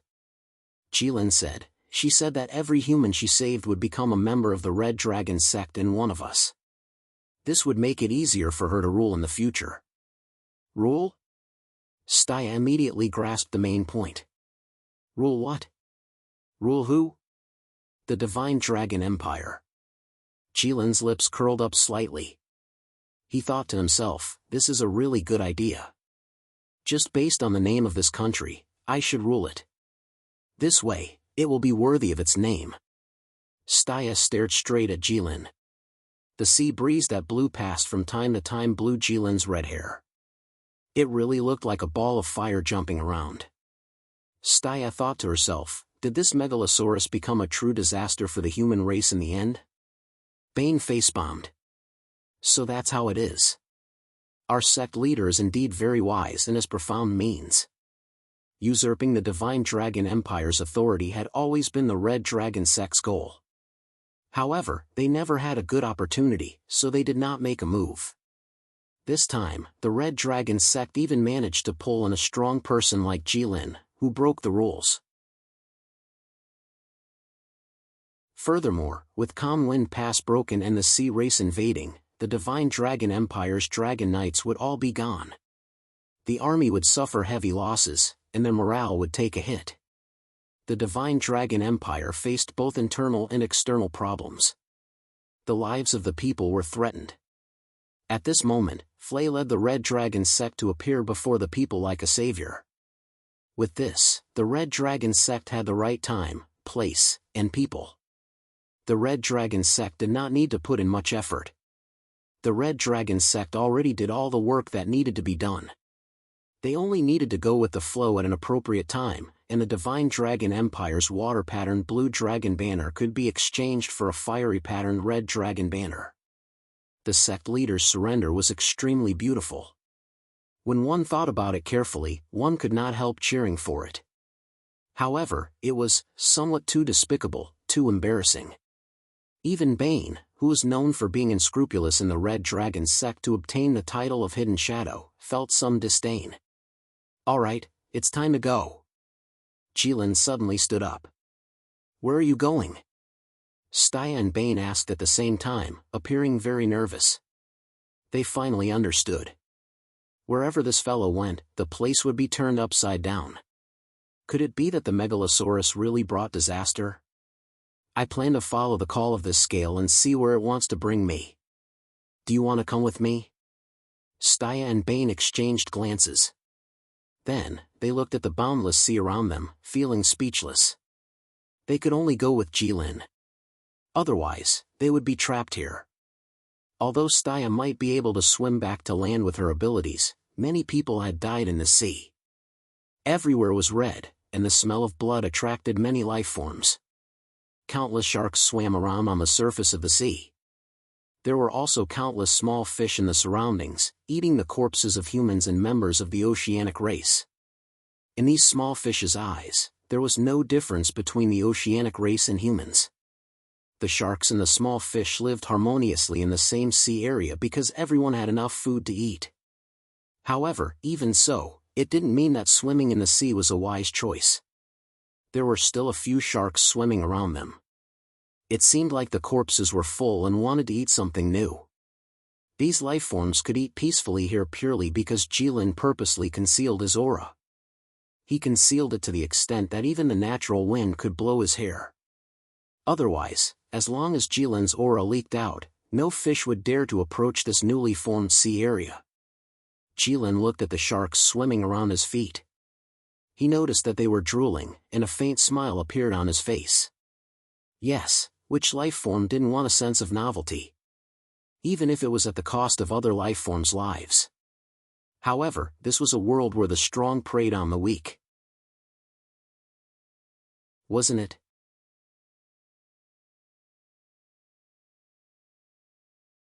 Chapter 266. 5 days after the fall of Calm Pass, this grievous news spread throughout the human race. Half of the Divine Dragon Empire had fallen, shocking the entire human race.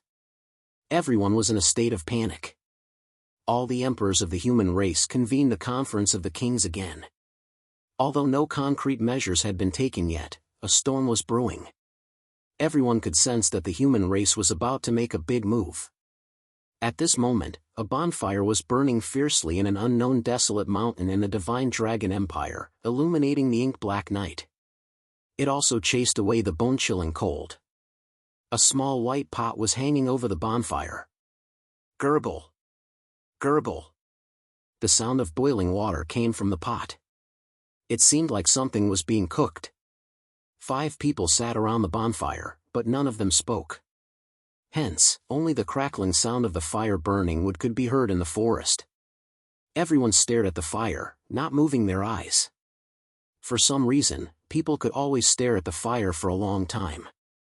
Fire, when it was very small and still under the control of human beings, was the greatest gift that God had given to human beings.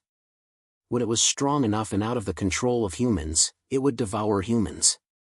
Fire was the most direct disaster that the gods gave to the world. Wang Yan heard the sound of the rising and falling tides and turned his head to look to the east. What came into view was a vast and misty sea. 5 days ago, this place should have been the inland region of the Divine Dragon Empire. Wang Yan sighed and stood up with his hands on his knees. He walked to the bonfire and used a thin branch to poke the potatoes that had been cooking for some time. The branch pierced through the potatoes without any effort. The potatoes were cooked.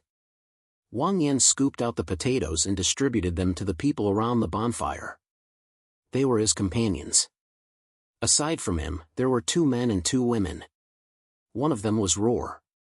Raul was still wearing his white helmet, but his helmet had long since been tossed away.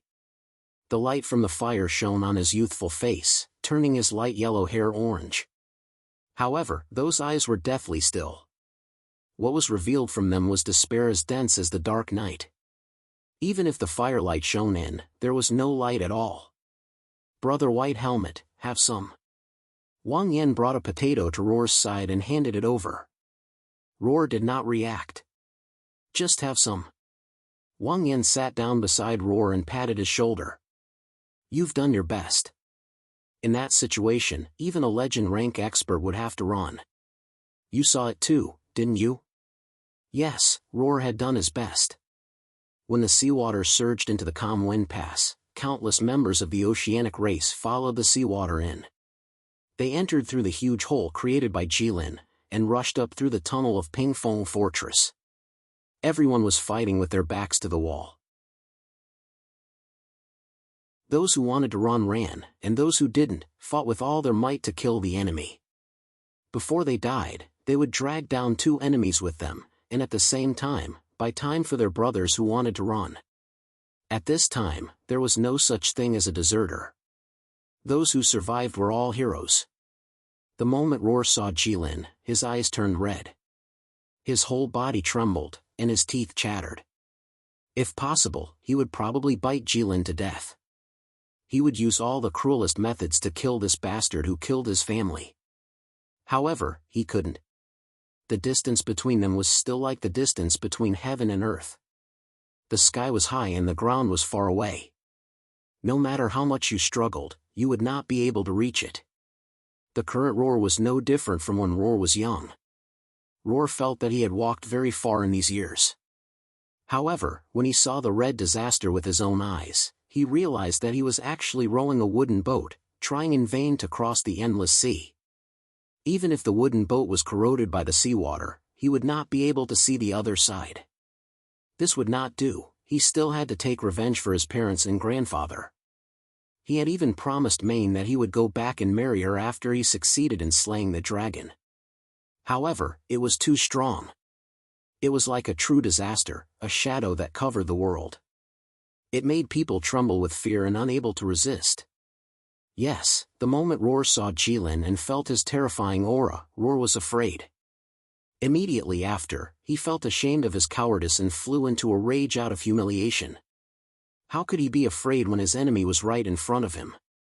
That was something only a coward would do. He was not a coward. He was a brave human.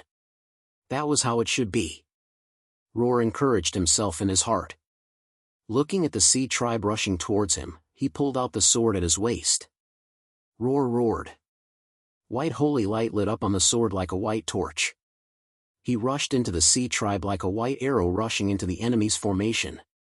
He was unstoppable. The sword slashed left and right. Blood splattered everywhere it went. He rushed left and right like a wolf or tiger. He was incomparably brave. At this moment, he was no longer afraid. It was as if he was blessed by the gods. However, even so, in front of the endless sea tribe, he was really like a moth trying to extinguish a raging mountain fire. Although it was heroic, it was useless and insignificant. Unknowingly, his helmet had been knocked away, revealing his true appearance. The armor on his body had also become tattered and filled with countless wounds. His movements had also become slower because his right leg had been scratched by the sea tribe. 3 ghastly scratches appeared on his leg, and blood slowly flowed down his calf. He was about to be drowned by the sea tribe. At this moment, Wang Yan brought his 3 companions and appeared behind Roar like divine soldiers descending from the heavens. He asked anxiously, "If you can leave now, will you leave?" Roar was stunned. How else could they leave? They were now in the enemy's formation and were surrounded by sea tribe monsters.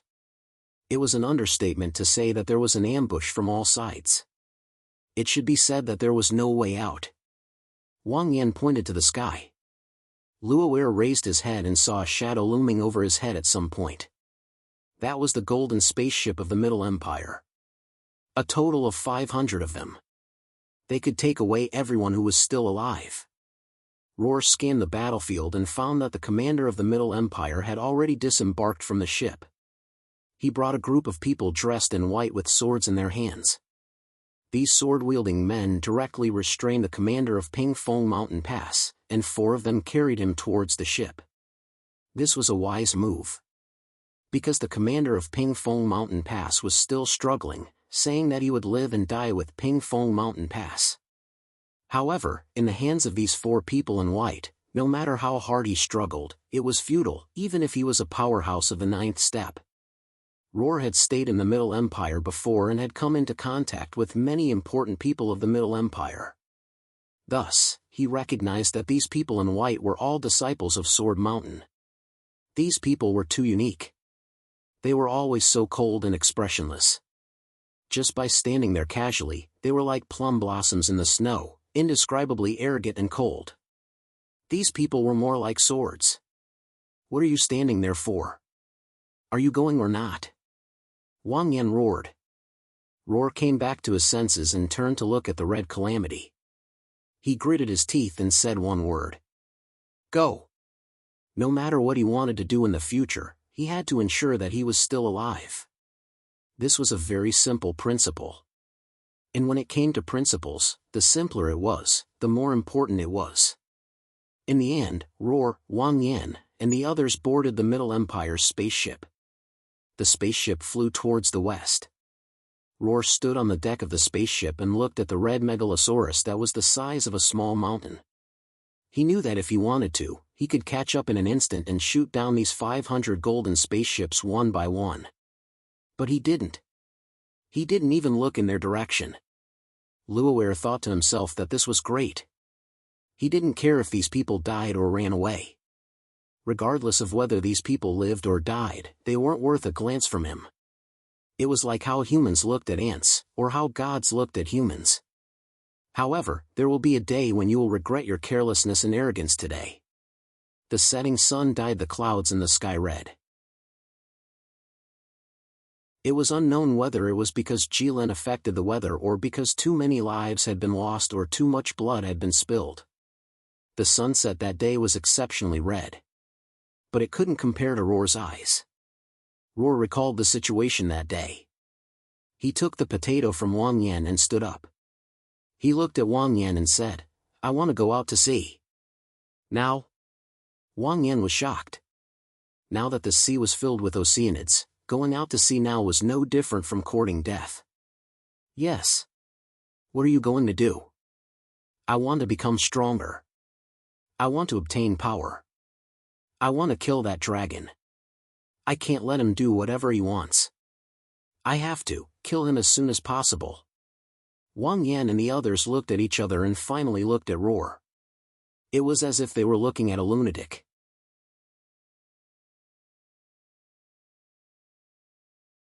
Chapter 267. Middle Empire's palace. At the Imperial Study, the new Golden King, Liu, sat behind his desk, looking at the other four figures floating in front of him. Needless to say, they were the Sacred Monarch, the Hero Monarch, the War Monarch, and the Iron Blood Monarch.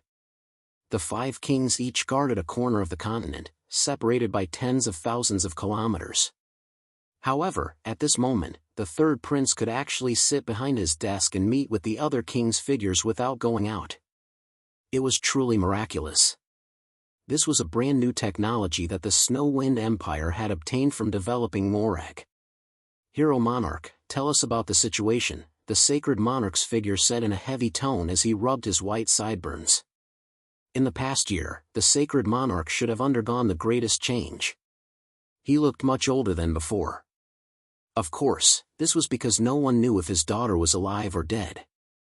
There was no news at all. There's nothing to say, the Hero Monarch said. Your understanding of the situation should be no less than mine. As for who knows more, it is still uncertain. The other kings exchanged glances, not saying anything. This was because the Hero Monarch was right. Which one of them had not planted spies in the Divine Dragon Empire? Which one of them had not bribed the Divine Dragon Empire's officials? Know yourself and know your enemy, and you will never be defeated. Everyone agreed with this saying. They had long since received news of Calm Wind Pass being breached. How many years? The Hero Monarch asked in a strange tone as he looked at Liu. The Golden King appeared somewhat embarrassed. He covered his face with his hand and coughed. The previous Golden King had said at the Second King's meeting that they had locked the Red Calamity in another world and should be able to trap it for a few years. A few years, my ass. Just a few days, all right? It is useless to say all this now. We can only say that his strength still exceeds our imagination. The third prince had been in power for a long time. The air of an emperor was already very thick on his body. Although the third prince had an amiable expression and tone, looking as gentle as jade, however, his every frown, every smile, and every action inadvertently revealed a great majesty. Even when facing the other four kings, he was not at a disadvantage. The other four emperors looked at each other and nodded in agreement with the Golden King. They wouldn't look down on the third prince just because he was young and hadn't been on the throne for long. At the end of the day, the Emperor of the Middle Empire was not someone that anyone could underestimate. But even without this, the third prince was still a ruthless person in the eyes of the other emperors. After all, this brother of his had personally taken down his father before he was promoted. A loving father and a filial son, what a tragedy, but then again, it seemed that all the previous Golden Kings were ruthless people. This generation was considered better. After all, not many of his brothers had died. Half of the Divine Dragon Empire has fallen. This alarm is loud enough. The warlord slammed the table. It's simply deafening. Indeed, we can't scheme anymore. Hearing the Iron Blood King's words, everyone frowned. It wasn't that what he said didn't make sense, but it was really too time-consuming. Yeah. The Hero King hurriedly added, the 200 golden spaceships the Middle Empire sent over this time is a show of sincerity. If not for the Red Calamity's sudden arrival, Fair Wind Pass probably wouldn't have fallen. It's just a pity, that's right. As long as the Red Calamity exists, things will always go beyond our expectations. It will bring us a painful calamity, the Sacred King said. The human race should completely unite and resist the calamity together. We can't hold back, the warlord said. He's not an opponent we can defeat even if we hold back. The third prince lowered his eyes, but there was a glint in his eyes. He recalled how Jilin had swept through the Middle Empire's army on the day he helped him seize the throne. Although the third prince was on his side at the time, he still felt a little apprehensive when he recalled the scene that day. To be honest, when the third prince saw Jilin's massacre, he was a little worried that Brother Long might not be able to hold back and turn around to wipe them out. However, Third Young Master soon discovered that no matter how many people Jilin killed or how many golden spaceships he destroyed, his golden eyes remained clear and calm. There was not the slightest fluctuation in them. He even remembered to be careful and don't destroy the capital during the battle. After a battle, Jilin really didn't damage a single building in the capital. However, when the third prince saw how calm Jilin was, he felt a chill in his heart. This was because he knew that human lives were not worth mentioning in Brother Long's eyes. This was a natural disregard, that's right. All the kings agreed with the Golden King's judgment of the Red Calamity. Only the War King's expression kept changing. After a long silence, he finally slammed the table. Even if your plan succeeds, will you be able to defeat the Red Calamity? The War King looked at the Golden King. I can only say that I'll give it my all, the Golden King said. This is the fate of the entire human race. We've staked everything on it. Yet you don't have the confidence to win? The War King's eyes widened. You're not a suitable candidate. Since you also said staking, it means that you also know that this is a gamble.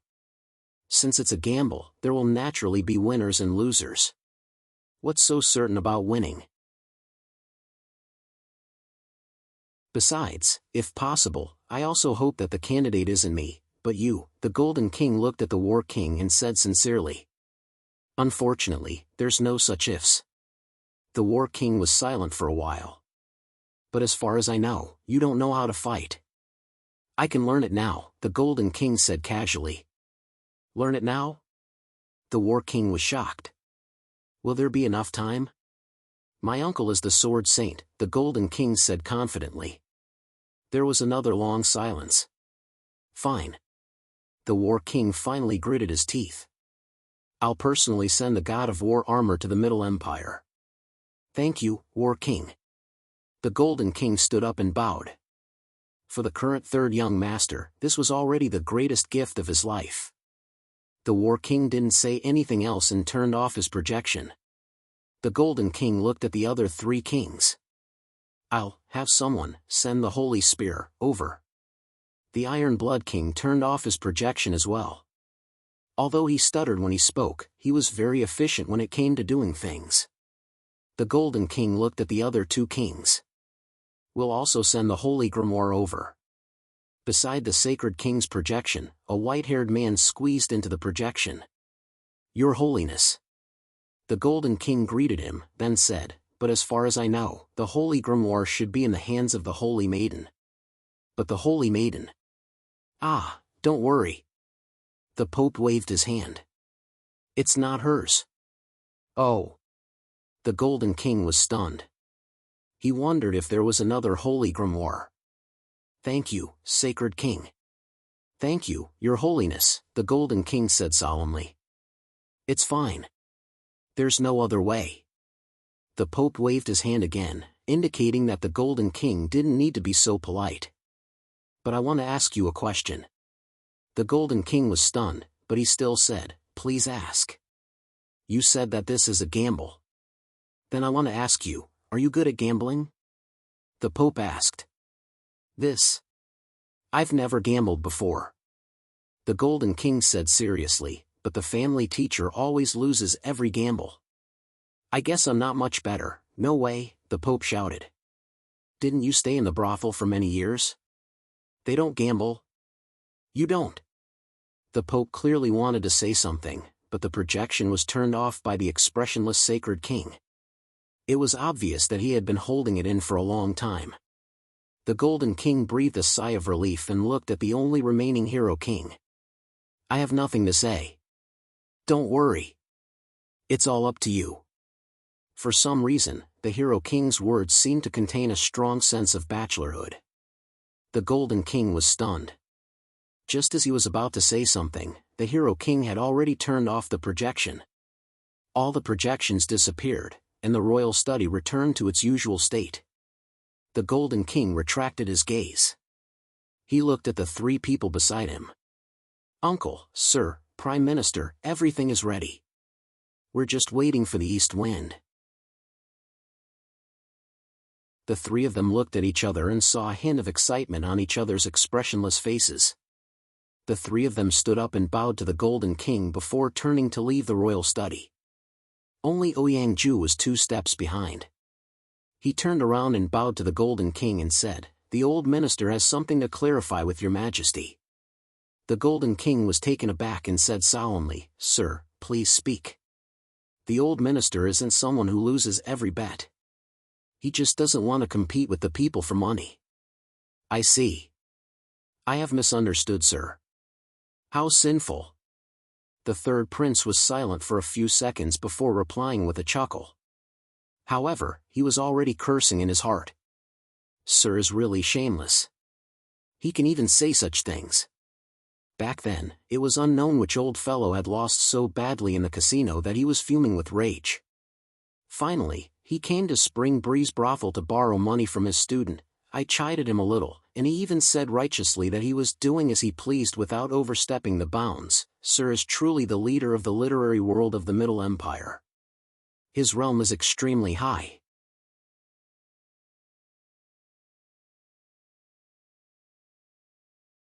Chapter 268. In the sky above the Divine Dragon Empire, Jilin grabbed Staya and Bane, following the guidance of the scale as they headed west. Below them, countless mountains and rivers flashed past like afterimages. Sometimes, Bane would blink his eyes and miss 2 mountains. Not long later, Jilin descended from the sky. When his feet touched the ground, Jilin had already turned into his human form. Bane landed on the ground and rested for a while.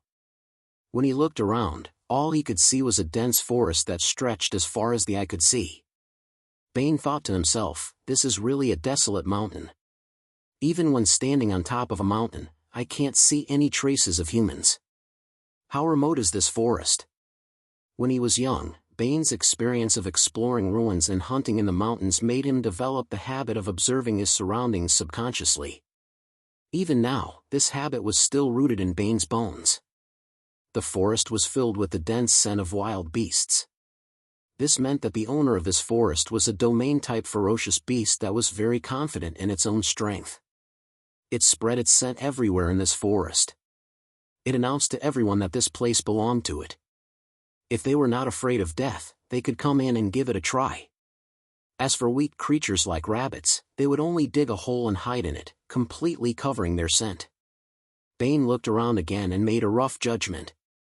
To be able to occupy such a place in such a deep forest, it had to be at least a rank 7 demonic beast.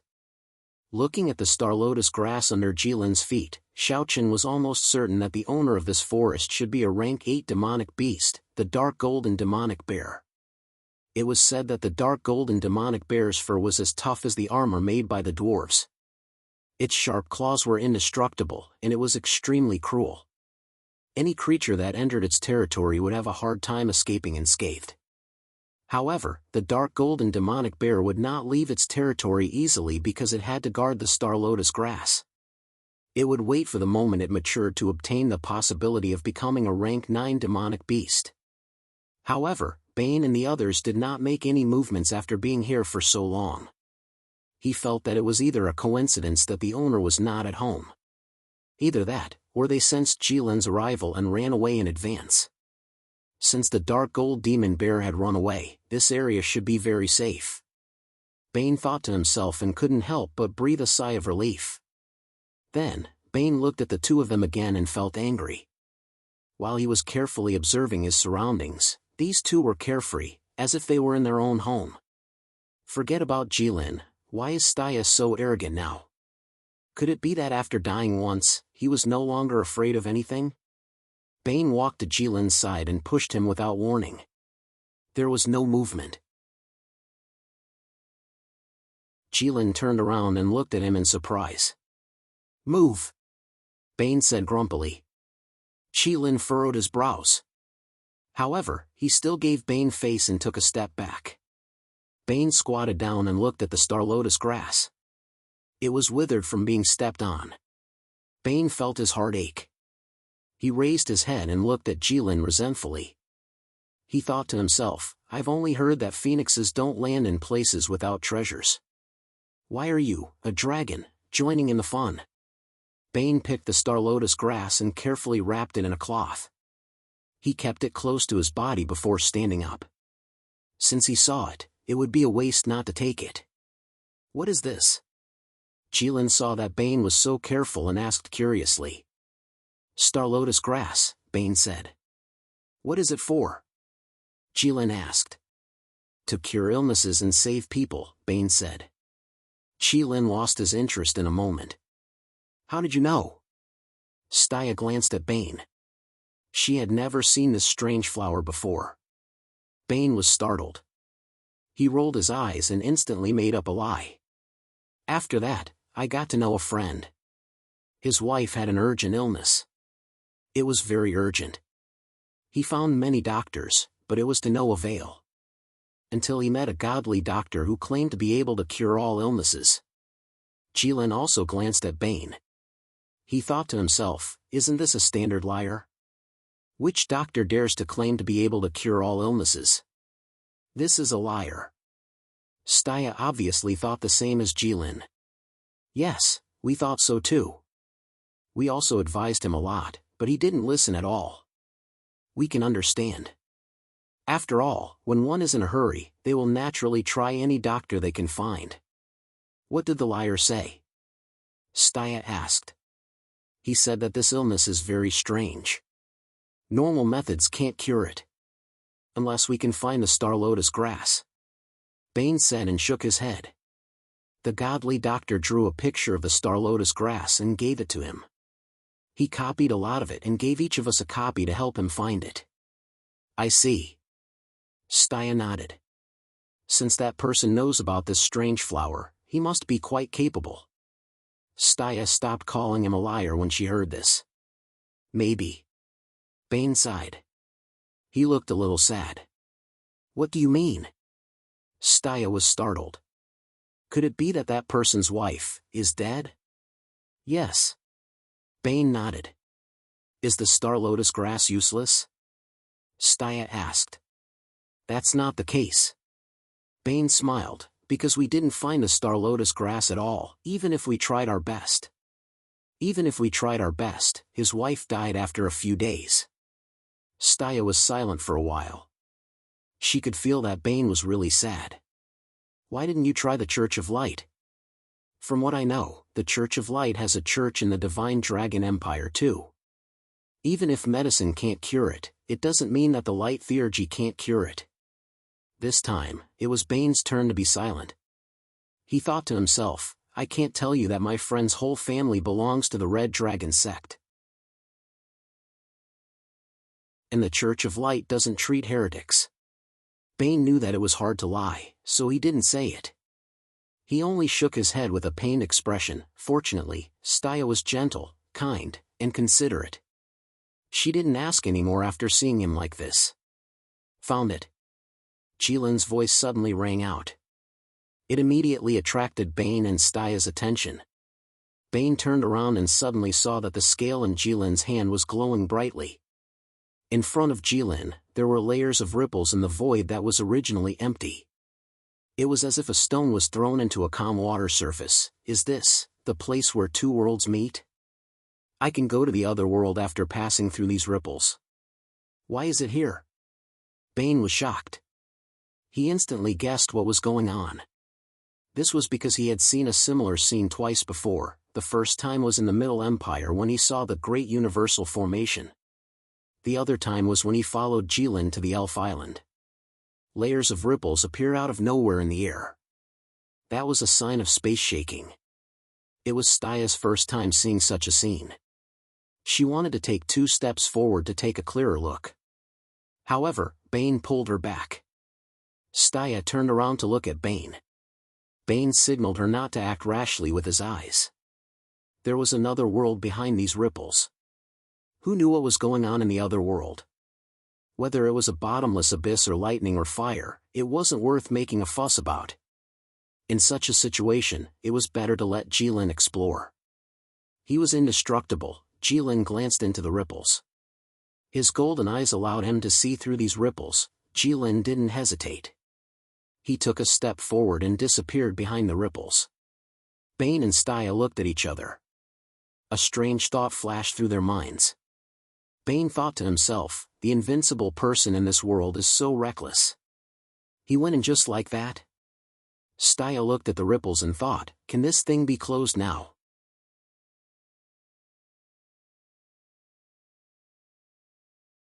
Chapter 269. The ripples in the air were still moving strangely. Staya and Bane were still in shock. You've seen this thing before? Staya asked. She remembered that Bane had pulled her. Obviously, Bane knew what it was and was very afraid of it. I don't know what it is exactly, but I know that there should be another world behind it. Bane swallowed and said bitterly. Can this thing be closed? Staya asked directly. Huh? Bane was shocked. He suddenly turned his head to look at Staya. Sister, you still haven't given up? I can hear it, Jilin's voice sounded. It was unknown when he had returned from the ripples. He looked calm as if he had just gone to visit a relative. But he didn't know if his relative had a door or not. Jilin waved at Bane. Bane was startled once more. He was bewildered as he confirmed it over and over again. Only then did he understand that Jilin was calling him. What's wrong? Bane jogged to Jilin's side. There's a door inside, Jilin said. Oh, there's a door here? Bane said. I can't open it, Jilin said. You can try. Big bro, even though I'm a thief, I can't open any lock. If you can't open it, how can I open it? Why don't we just leave? Bane was on the verge of tears. Shut up. Jilin ignored him and grabbed Bane's collar. Bane screamed exaggeratedly and pushed Bane inside. Do you want to come? Jilin looked at Staya. No need, Staya said. You don't have to waste your energy. You can't keep me here. Jilin saw through Staya's thoughts. As the saintess of the light, Staya's heart was bright and pure, and she was an upright person. Compared to Aisha, she was too easy to see through. Jilin, are you really going to help all the races in the world and fight against the humans? Staya looked at Jilin. I'm just taking back what belongs to them, Jilin said. You will start a war that will involve the entire world. Staya yelled, that will cause a great loss of life, and the world will be flooded with blood. For fairness and justice, light and freedom, sacrifices are inevitable. Jilin shrugged and smiled. Staya was stunned. She did not expect that Jilin, an evil dragon who had killed countless people, would talk about light and freedom with her, the saint of light. Cough, cough, cough. Staya suddenly started coughing violently. Ever since she got the sacred book of light, she had become immune to all diseases. Her coughing was not because she was unwell, it was because she was angry. Because she was the one who had taught Jilin those words. Staya coughed for a while and took 2 deep breaths, forcing herself to calm down. Isn't it good to live like this? All the races can live in peace, everyone can live together. There's no need to fight to the death, there's no need to pay such a high price for light and freedom. No need? Jilin chuckled. Only the humans would think that everyone is living well in this situation. Other than the humans, the other races are not living well. They are just struggling to survive in places that the humans can't care about. The children of the beast men don't have enough food to eat or warm clothes to wear. The dwarven craftsmen don't have any resources to make weapons because the mines have always been occupied by the humans. The Oceanids don't see the light of day all year round. You're being unreasonable. Staya started to understand. Jilin didn't know what he was talking about at all. He was just repeating what he had said to Jilin in the past. It sounded reasonable, but it couldn't stand up to scrutiny at all. He was twisting words and forcing logic. He wanted to find a foothold for himself. Why do you say that? Jilin asked. Am I wrong? I believe that the children of the beast men don't have enough food to eat or warm clothes to wear, their fur is so thick. Do they need to wear clothes? Some don't have fur. The Oceanids don't see the light of day. They live in the deep sea. They might want to see the light of day occasionally. The dwarves don't have any forging materials. The materials that they waste in a year can be piled up into a mountain. This time, Jilin was really speechless. Don't think that I don't know you. Would you go through so much trouble for such a reason? Would you run around so much for their lives? This is not your style. What are you trying to do? Staya stared at Jilin aggressively. She had enough. The fall of Pingfeng Pass and the displacement of countless humans was a huge blow to her. She wanted to make things clear with Jilin. She wanted to know what Jilin was thinking. She could not let Jilin continue like this. Since she could not win, she had to communicate. If she wanted to solve the problem, she had to know what the problem was. Jilin frowned and looked at Staya for a while. I don't have to tell you. Sti was stunned. Only then did he realize how difficult it was for a human to communicate with a dragon. She had experienced this many times. She should be familiar with it. But for some reason, she suddenly forgot. All right, if you don't want to tell me, then let's negotiate. Let me rephrase. Staya gritted her teeth. What's your purpose? You want to start this war because you want to get something or change something? Negotiate? Jilin raised his eyebrows. I remember that I caught you. What right do you have to negotiate with me? I represent the entire human race now. Staya said. What right do you have? Jilin did not believe her. You don't have to care about that, Staya said. Can you represent your red force? Can you guarantee that all the red forces will listen to you? Of course I can. Jilin smiled scornfully. Are you sure? Of course. I'm the Beast King and the god of the Ocean Tribe. The entire dwarf tribe is making divine weapons for me. Without me, they can't make it. Needless to say, the lives in the Red Dragon Palace. All right, then let's begin. You are the leader of the Red Camp. I am the representative of the human race. Tell me what you want. Jilin was amused. He felt that this was very interesting. Moreover, he believed that even if Staya could not represent the human race, she could still convey his message to them. All right. Listen carefully. We want half of the human race's territory. This was the first time Jilin told Staya his purpose. What did you say? Staya was shocked. Jilin waved his hand. A red map made entirely of fire elements appeared between him and Staya. That was the map of the continent. The humans had never drawn such a clear map of the continent. That was because no one could overlook the entire continent as quickly as Jilin. Moreover, he had a photographic memory. Therefore, Staya had never seen it before. However, based on her familiarity with the Saimai Empire, she could vaguely guess what it was. Then, a thick red line began to extend from the endless ocean to the west like an advancing snake. The red line began to advance along the border between the Divine Dragon Empire and the Snow Wind Empire until it reached the Middle Empire. Then, it went around the Middle Empire and continued to advance along the border of the Nanshin Empire until it reached the Saimai Empire. Under Staya's gaze, the red line passed through the Saimai Empire and divided the Saimai Empire into two. Finally, it reached an empty space. Staya knew that it was the Gerda volcano and the Red Dragon Palace. This line drew across the entire continent and really divided the world into two. The top of this line belongs to you. The bottom belongs to us. Jilin looked at Staya and said seriously. However, the entire human race seemed to be reflected in his golden eyes. His tone was so casual, but it revealed an unparalleled determination. He had a panoramic view of the world. If he said he wanted half, he wanted half. He was like a god in heaven.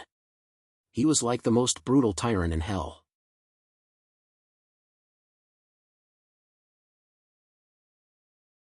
Chapter 270. Staya stared at Jilin blankly. At this moment, even if she had a strong mind, she was still shocked by the absurdity of the situation. Staya felt that Jilin was not talking about something as important as the world. Instead, it was a small matter like sharing food and fruits between friends. It was just a casual conversation. The two of them looked at a biscuit, one of them drew a line on the biscuit, turned around and said to the other in a casual tone, "This side is yours, that side is mine." This was the image that popped up in Staya's mind. This was also the image that she had imagined in her mind after reading many books. Because no one had ever shared these things with her before. She was the princess of the Saimai Empire after all. She didn't know that people usually didn't share things like this. Although she was well educated and knew that there was a virtue called sharing, Staya didn't have the chance to practice it. But now, someone had finally appeared and wanted to share something with her. But when he opened his mouth, he wanted half the world. A dragon was a dragon. What a big appetite. Staya thought. Staya believed that she could represent the human race to negotiate with Jilin. This was not arrogance. Staya was not that kind of person. This was just a rational judgment. Because only she could communicate with Jilin and was also a top noble of the human race. Staya believed that if the human race really wanted to negotiate with Jilin, then that person would definitely be her. Since she had already recognized the situation, she should move forward bravely. For the benefit of the human race, no one could avoid it. So Staya took the initiative to take this responsibility. The Knights of Light were so brave and righteous, so righteous. The Middle Empire said, "Don't be afraid of good or bad luck." It was probably referring to this kind of person. But, no matter how righteous Staya was, she was a bit scared now. That's impossible. Staya rejected immediately. Then let's wait for a battle to the death. Jilin was not surprised. Of course, Staya's answer was not surprising. You have no idea what you're going to do. You're just messing around. You're treating thousands of lives as a game. Staya panicked. Because in her eyes, Jilin's expression was still so indifferent. Jilin said that it was a fight to the death, but from his smiling eyes, there was no way to see any intention of putting his life on the line. Staya knew that Jilin believed from the bottom of his heart that once a war broke out, the human race would only die. There was no need to talk about the word war. People wouldn't take a chicken, kill it, and eat it as a battle. As for Jilin, it was far easier for him to kill a person or a group of people than it was for a person to kill a chicken. The reason why he said that was because he thought it was cool to say that. In countless human stories, the protagonists had said the same thing. Jilin shrugged and did not comment.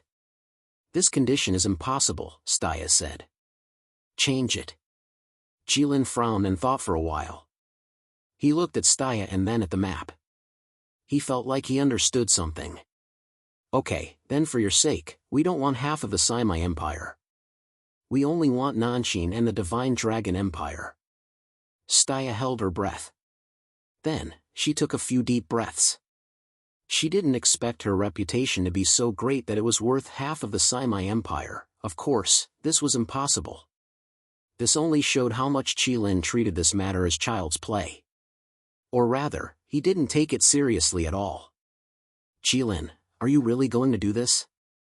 Staya asked. Of course.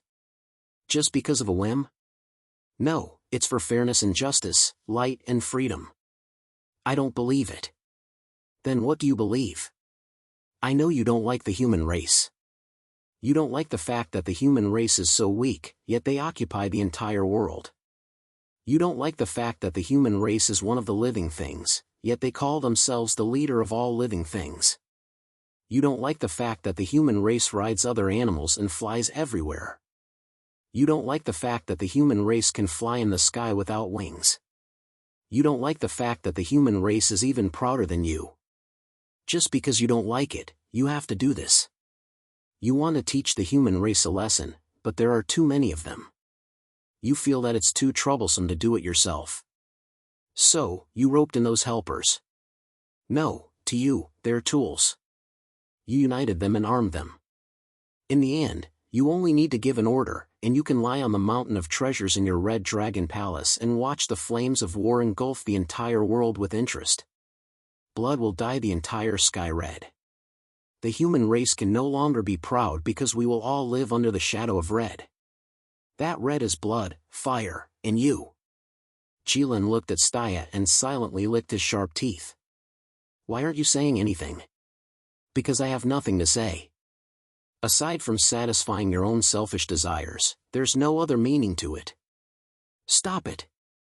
No, it is meaningful. What is it? Did I tell you that my father told me a story? Jilin looked at Staya. Which one? The one about the brave. Which brave? All the brave. What do you mean? Do you know why I captured you? How would I know? In all the stories, the brave became strong to save the princess. They went through countless hardships and finally became the strongest person in the world. They defeated the evil dragon and saved the princess. I really want to meet the human who can defeat the dragon race. Maybe it's just as you said, that I will become a shadow and cover the world. But if the world is really covered with a layer of red shadow, then, according to the normal story, there will be a holy sword. In the end, there will be a holy sword wrapped in endless holy light that illuminates the world and dispels the shadows. You, Staya, didn't know what to say. Jilin looked at the speechless Staya and suddenly laughed. What's so funny? Nothing. Think about it. Do you want to promise me? The two empires, no, the Divine Dragon Empire is already ours. You just need to give us the Nanshin Empire. Do you really think you will definitely win? I think there is no doubt about this. Staya looked at Jilin with complicated feelings. You even know the idiom no doubt. You taught me well. Your conditions are impossible to negotiate. Are you really not willing to take a step back? I said, this is the bottom line. Then I'm leaving. Where are you going? Back to human territory. Why? Tell all the humans your intentions and then discuss it. Discuss how to give me the Nanshin Empire? No, discuss how to kill you. Ha, you hurt my feelings. Me too. Princess, I captured you. Do you think you can leave just like that? Try stopping me. Hey, that's too much. I'm worse than you. If you leave, how can I meet the brave? Without the princess, how can there be a fool who would risk his life to fight a dragon? You broke through Calm Wind Pass and shocked the world. Countless innocent people died. Many people dream of killing you. If there really is a brave who can kill you, they would be on their way to find you.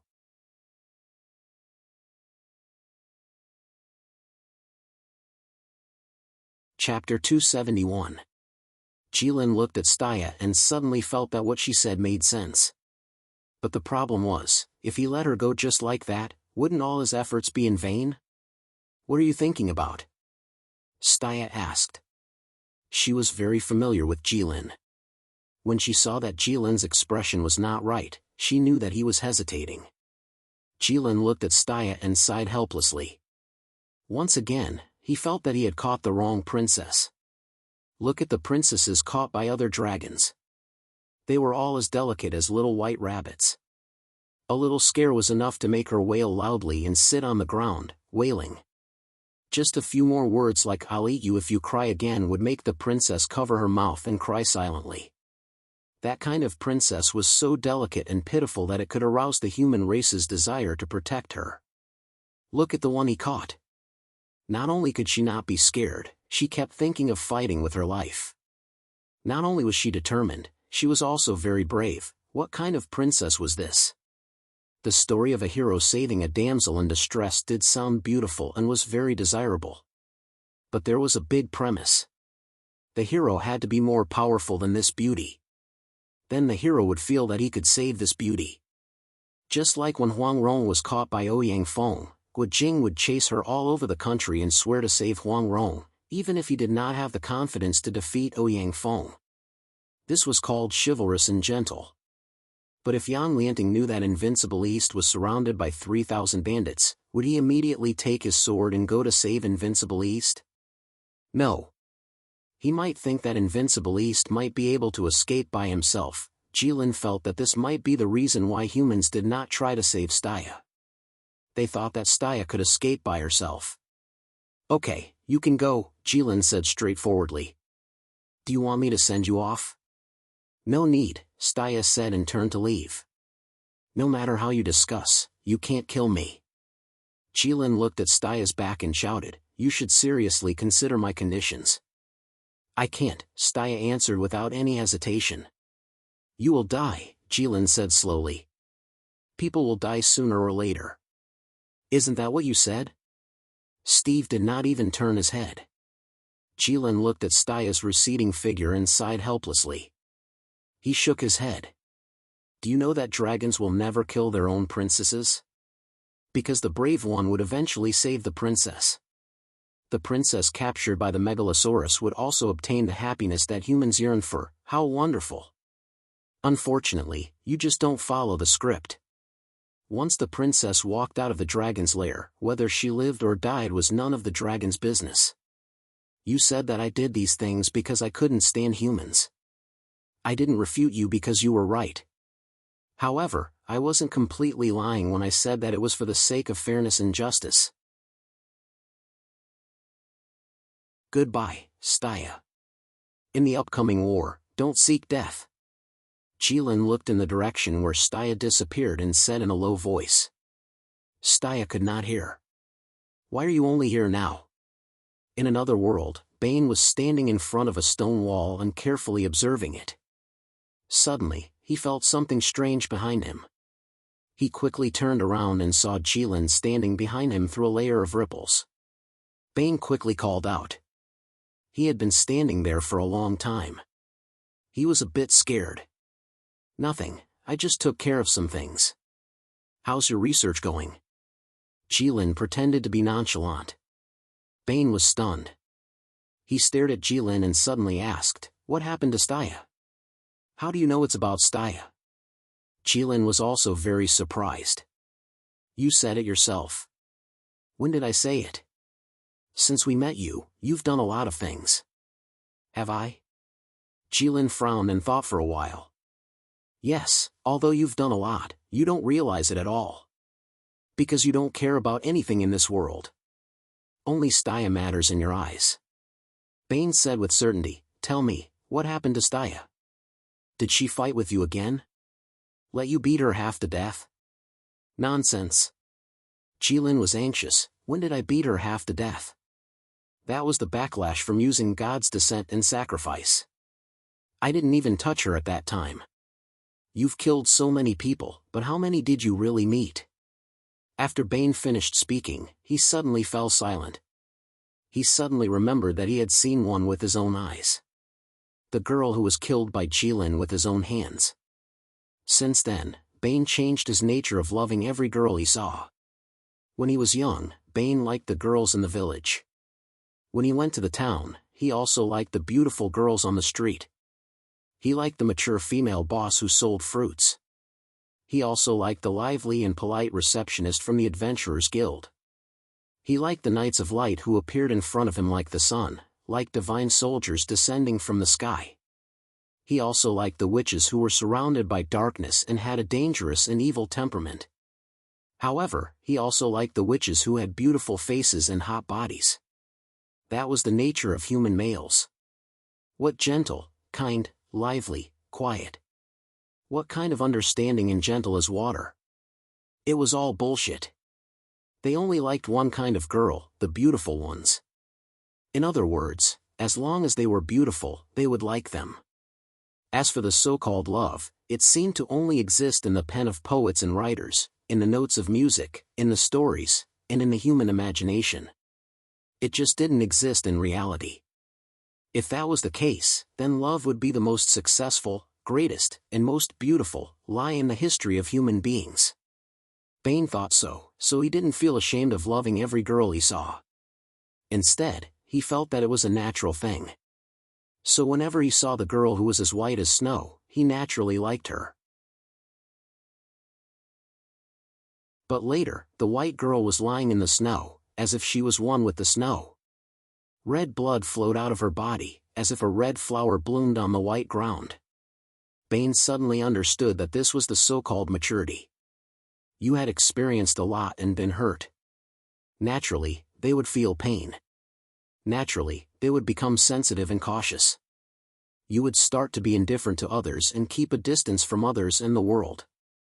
You wouldn't easily give your heart because you were afraid that if you gave it, you wouldn't be able to get it back. It was like a piece of your heart was cut out. It didn't hurt, but it was empty.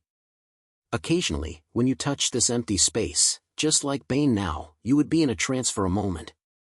His thoughts flew faster than Jilin's. But on the surface, he was just in a daze. Hey! Jilin pushed Bane. What's wrong with you? Why did you become stupid after going to the Elven Island? Huh? Bane came back to his senses and blinked his eyes. The first person he saw was naturally Jilin. An evil fire surged in his heart.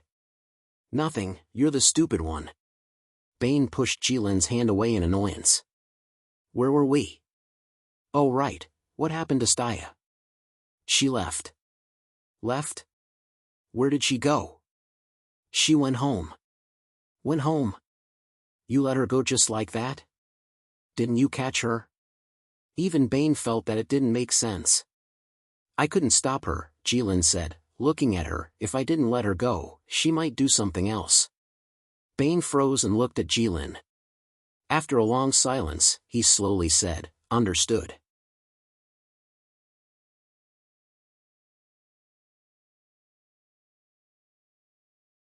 Chapter 272. Bane looked at Jilin and said that he understood. Jilin did not know what he understood, but it was good that he understood. Come, take a look at this door. Can it be opened? Jilin looked behind Bane. Bane was startled. He turned around and looked at Jilin several times. Then, he turned around and looked at Jilin in confusion. Where is the door? Isn't this it? Jilin pointed at the stone wall behind Bane.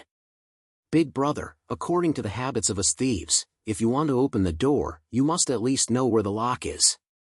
Is this a door? This is a stone wall. Where did the lock come from?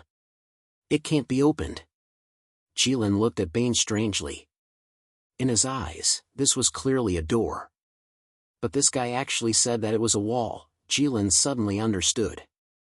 It was because this door was too big. It was so big that it exceeded human understanding. When a human stood before it, they could only see a very small part of it. They would mistake it for a wall or a mountain. On the other hand, Qilin was incomparably certain that it was a door at first glance. That was because it was a door of the Dragon Clan.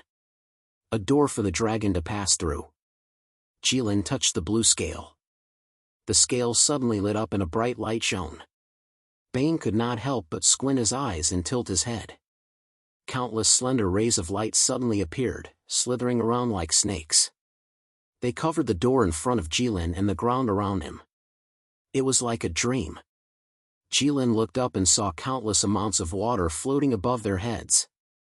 It was as if there was a huge bubble covering them, blocking the water. They seemed to be at the bottom of the sea where there was no water. Qilin became very irritated. The fiery megalosaurus was at the bottom of the sea. What the hell was this? This is... Bane was so scared that his face turned pale. With so much water floating above their heads, it made one feel uneasy. As the scale lit up, the water floating above their heads began to move slowly. Then, the door began to move. The ground trembled and the mountains shook. The rumbling sound made Bane's eardrums hurt. Bane covered his ears tightly. Under Bane's nervous gaze, the mountain moved away automatically. It revealed a grand passage behind it. The gap between the ceiling and the ground was as high as a mountain. This was the first time that Bane saw a Dragon Clan building, so he was a little uncertain.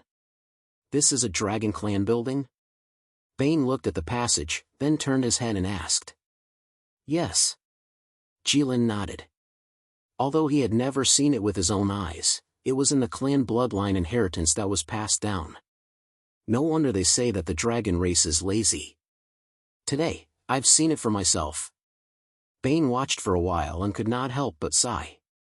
What do you mean by that? Qilin was a little angry. Look, they put in so much effort to not have to open the door themselves. Qilin was speechless. The Dragon Clan's building was simple and unadorned. It was heavy and grand, unlike humans who like to carve flowers on the walls. Its biggest feature was its size. It was so big that it could swallow mountains and rivers. It was grand and magnificent. Even if Qilin reverted to his true form, he could still walk in this passageway without worrying about bumping into his head.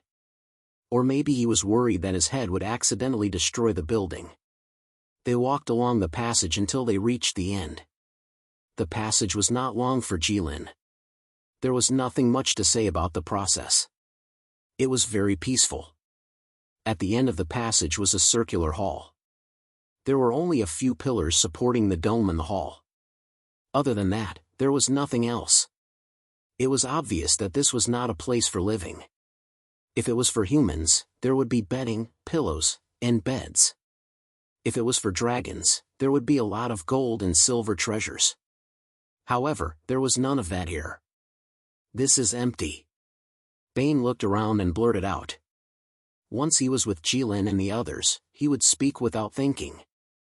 It was as if as long as he was with the three of them, he would instantly turn back into the simple young man of the past and give up his ability to think. Qilin rolled his eyes at him and did not say anything. He did not believe that there would be nothing here after spending a lot of effort to lure him here. Qilin placed the scale in the air. Water began to seep out from every corner of the hall. The water gradually gathered around the scale and slowly formed a huge figure. Bane looked at the figure and then at Qilin beside him.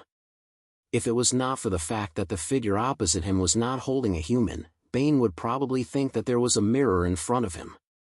In fact, the dragon made of water looked very different from Qilin. However, Bane felt that they were very similar. This was a divine resemblance. Just like the wyverns of the divine dragon empire, no matter how similar they looked to Qilin, as long as one had eyes, one could tell that they were two different species. However, this water dragon and Qilin seemed to be carved from the same mold. How many years has it been? An incomparably ancient voice sounded. That voice made one feel that its owner must have experienced countless stories and traveled through time to come here. Bane looked at Qilin.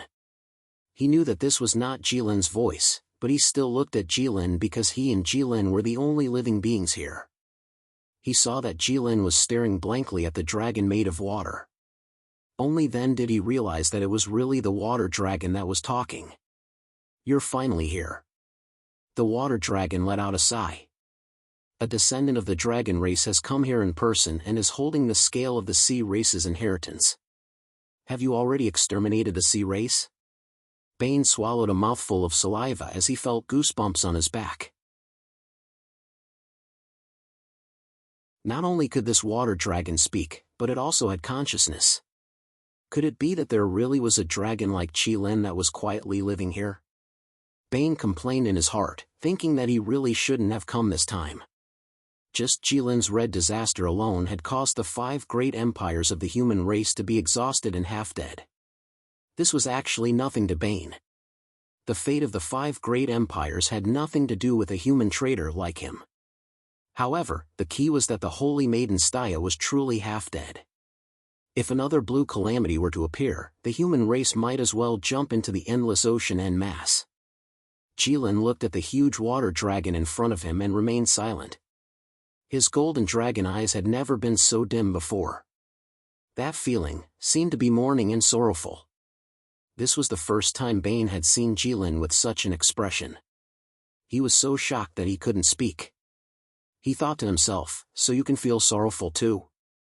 You can also mourn the loss of life? Since that's the case, why can't you experience the sorrow of the human race?" Jilin had no way of knowing what Bane was thinking. However, even if he knew, he would probably just laugh and not take it to heart. Thus, Jilin just stared at the dragon-shaped water dragon and slowly said, "Are you dead?" Jilin's voice was calm, but it made Bane feel as if he had fallen into an ice cellar. Because that voice contained endless grief and anger, as well as a fury that wanted to burn the world. It was as if the king of the gods had personally witnessed the twilight of the gods, the destruction of the god realm, and the fall of the gods. He had the power to control the world, but he couldn't change anything. Thus, he could only madly destroy everything in front of his eyes. With his invincible might.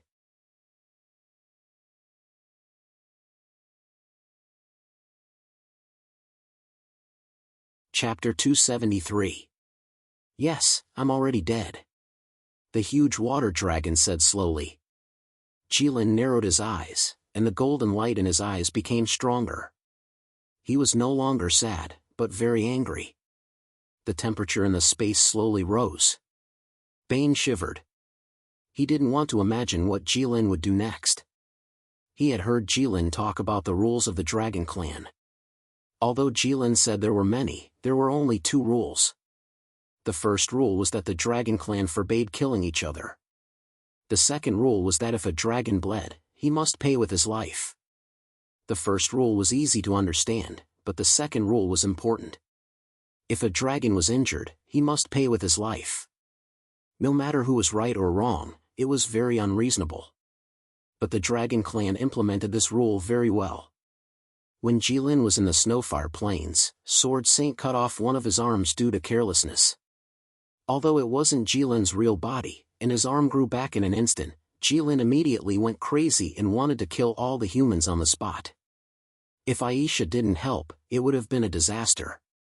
But this water dragon in front of him, he was really dead. If the Dragon Clan needed a human life to pay for the loss of blood, then what about the death of the Dragon Clan? Bane didn't want to think about it, but things always went against one's wishes. Often, the more you don't want to do something, the more you have to do it.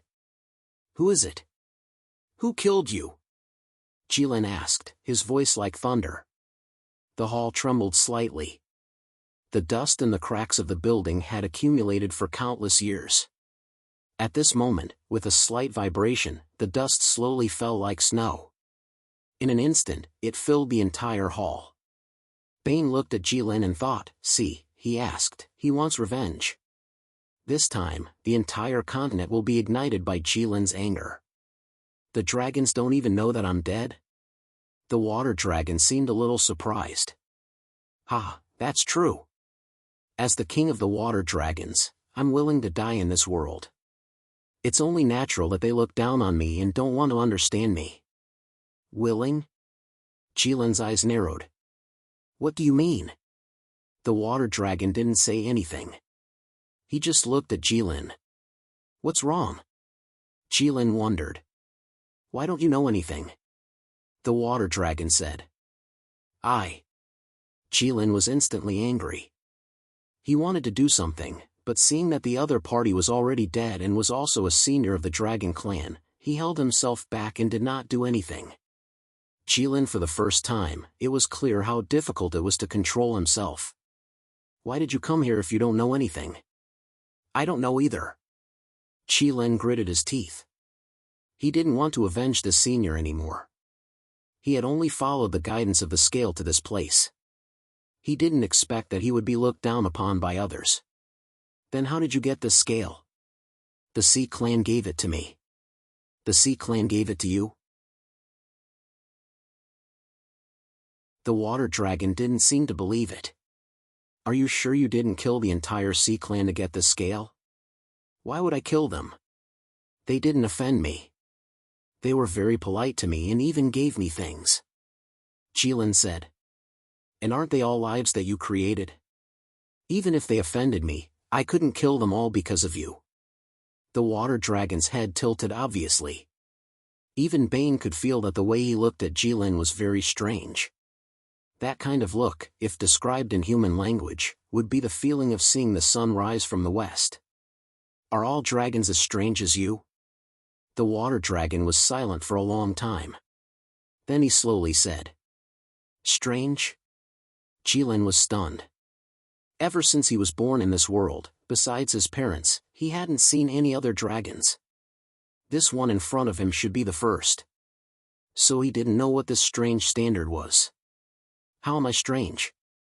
Jilin asked very humbly. You don't look like a dragon. In comparison, you seem more like a human. The water dragon was very hesitant. In truth, he was considering whether his words were accurate. Jilin was stunned. Then, he was really annoyed. Saying that he looked like a human, wasn't that insulting a dragon? Why do you say that? Jilin asked in a deep voice.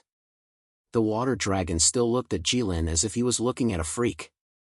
He said faintly, the dragon clan has always thought highly of themselves. But this is not an unfounded conceit.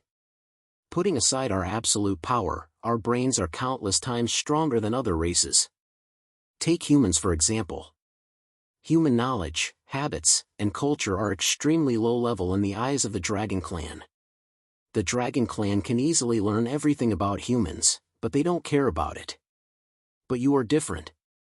You know how to speak like humans. You even know how to use idioms. What did you say just now? That's right, kill them all. That's a good word. As a member of the dragon clan, you actually know how to learn human culture. Don't you think that's strange? Jilin blinked, feeling somewhat at a loss for words. He could only clear his throat and say, the princess that I captured taught me. Even this method of hiding awkwardness is very similar to humans. The water dragon looked at Jilin and said ruefully, clicking his tongue in wonder. Bane also looked at Jilin speechlessly. He thought to himself, you are a fire dragon. Why are you clearing your throat? Do you have phlegm in your throat? I came here following the dragon scale's guidance. In other words, you asked me to come here. If you have something to say, just say it, Jilin said bluntly. He even wanted to leave. What a strange junior. The water dragon shook its head. Your appearance completely exceeded my expectations. Based on my estimations, if a Dragon Clan Jr. came here, he would definitely kill off the sea race before destroying the Divine Dragon Empire. Then, he would come here with the dragon scale and interrogate me. The reason I left behind this divine soul was to persuade a junior.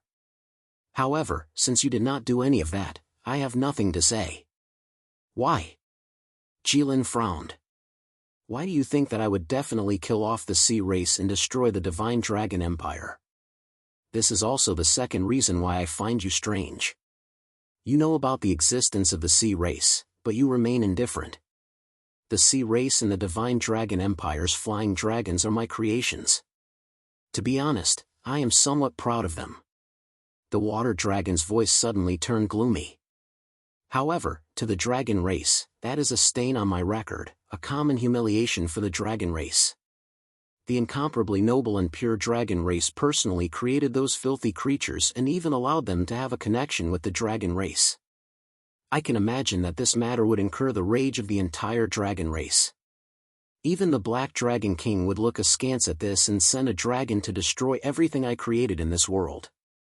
The Black Dragon King might even view me as a sinner of the dragon race, carving my name into the dragon race's bloodline inheritance and passing it down for generations.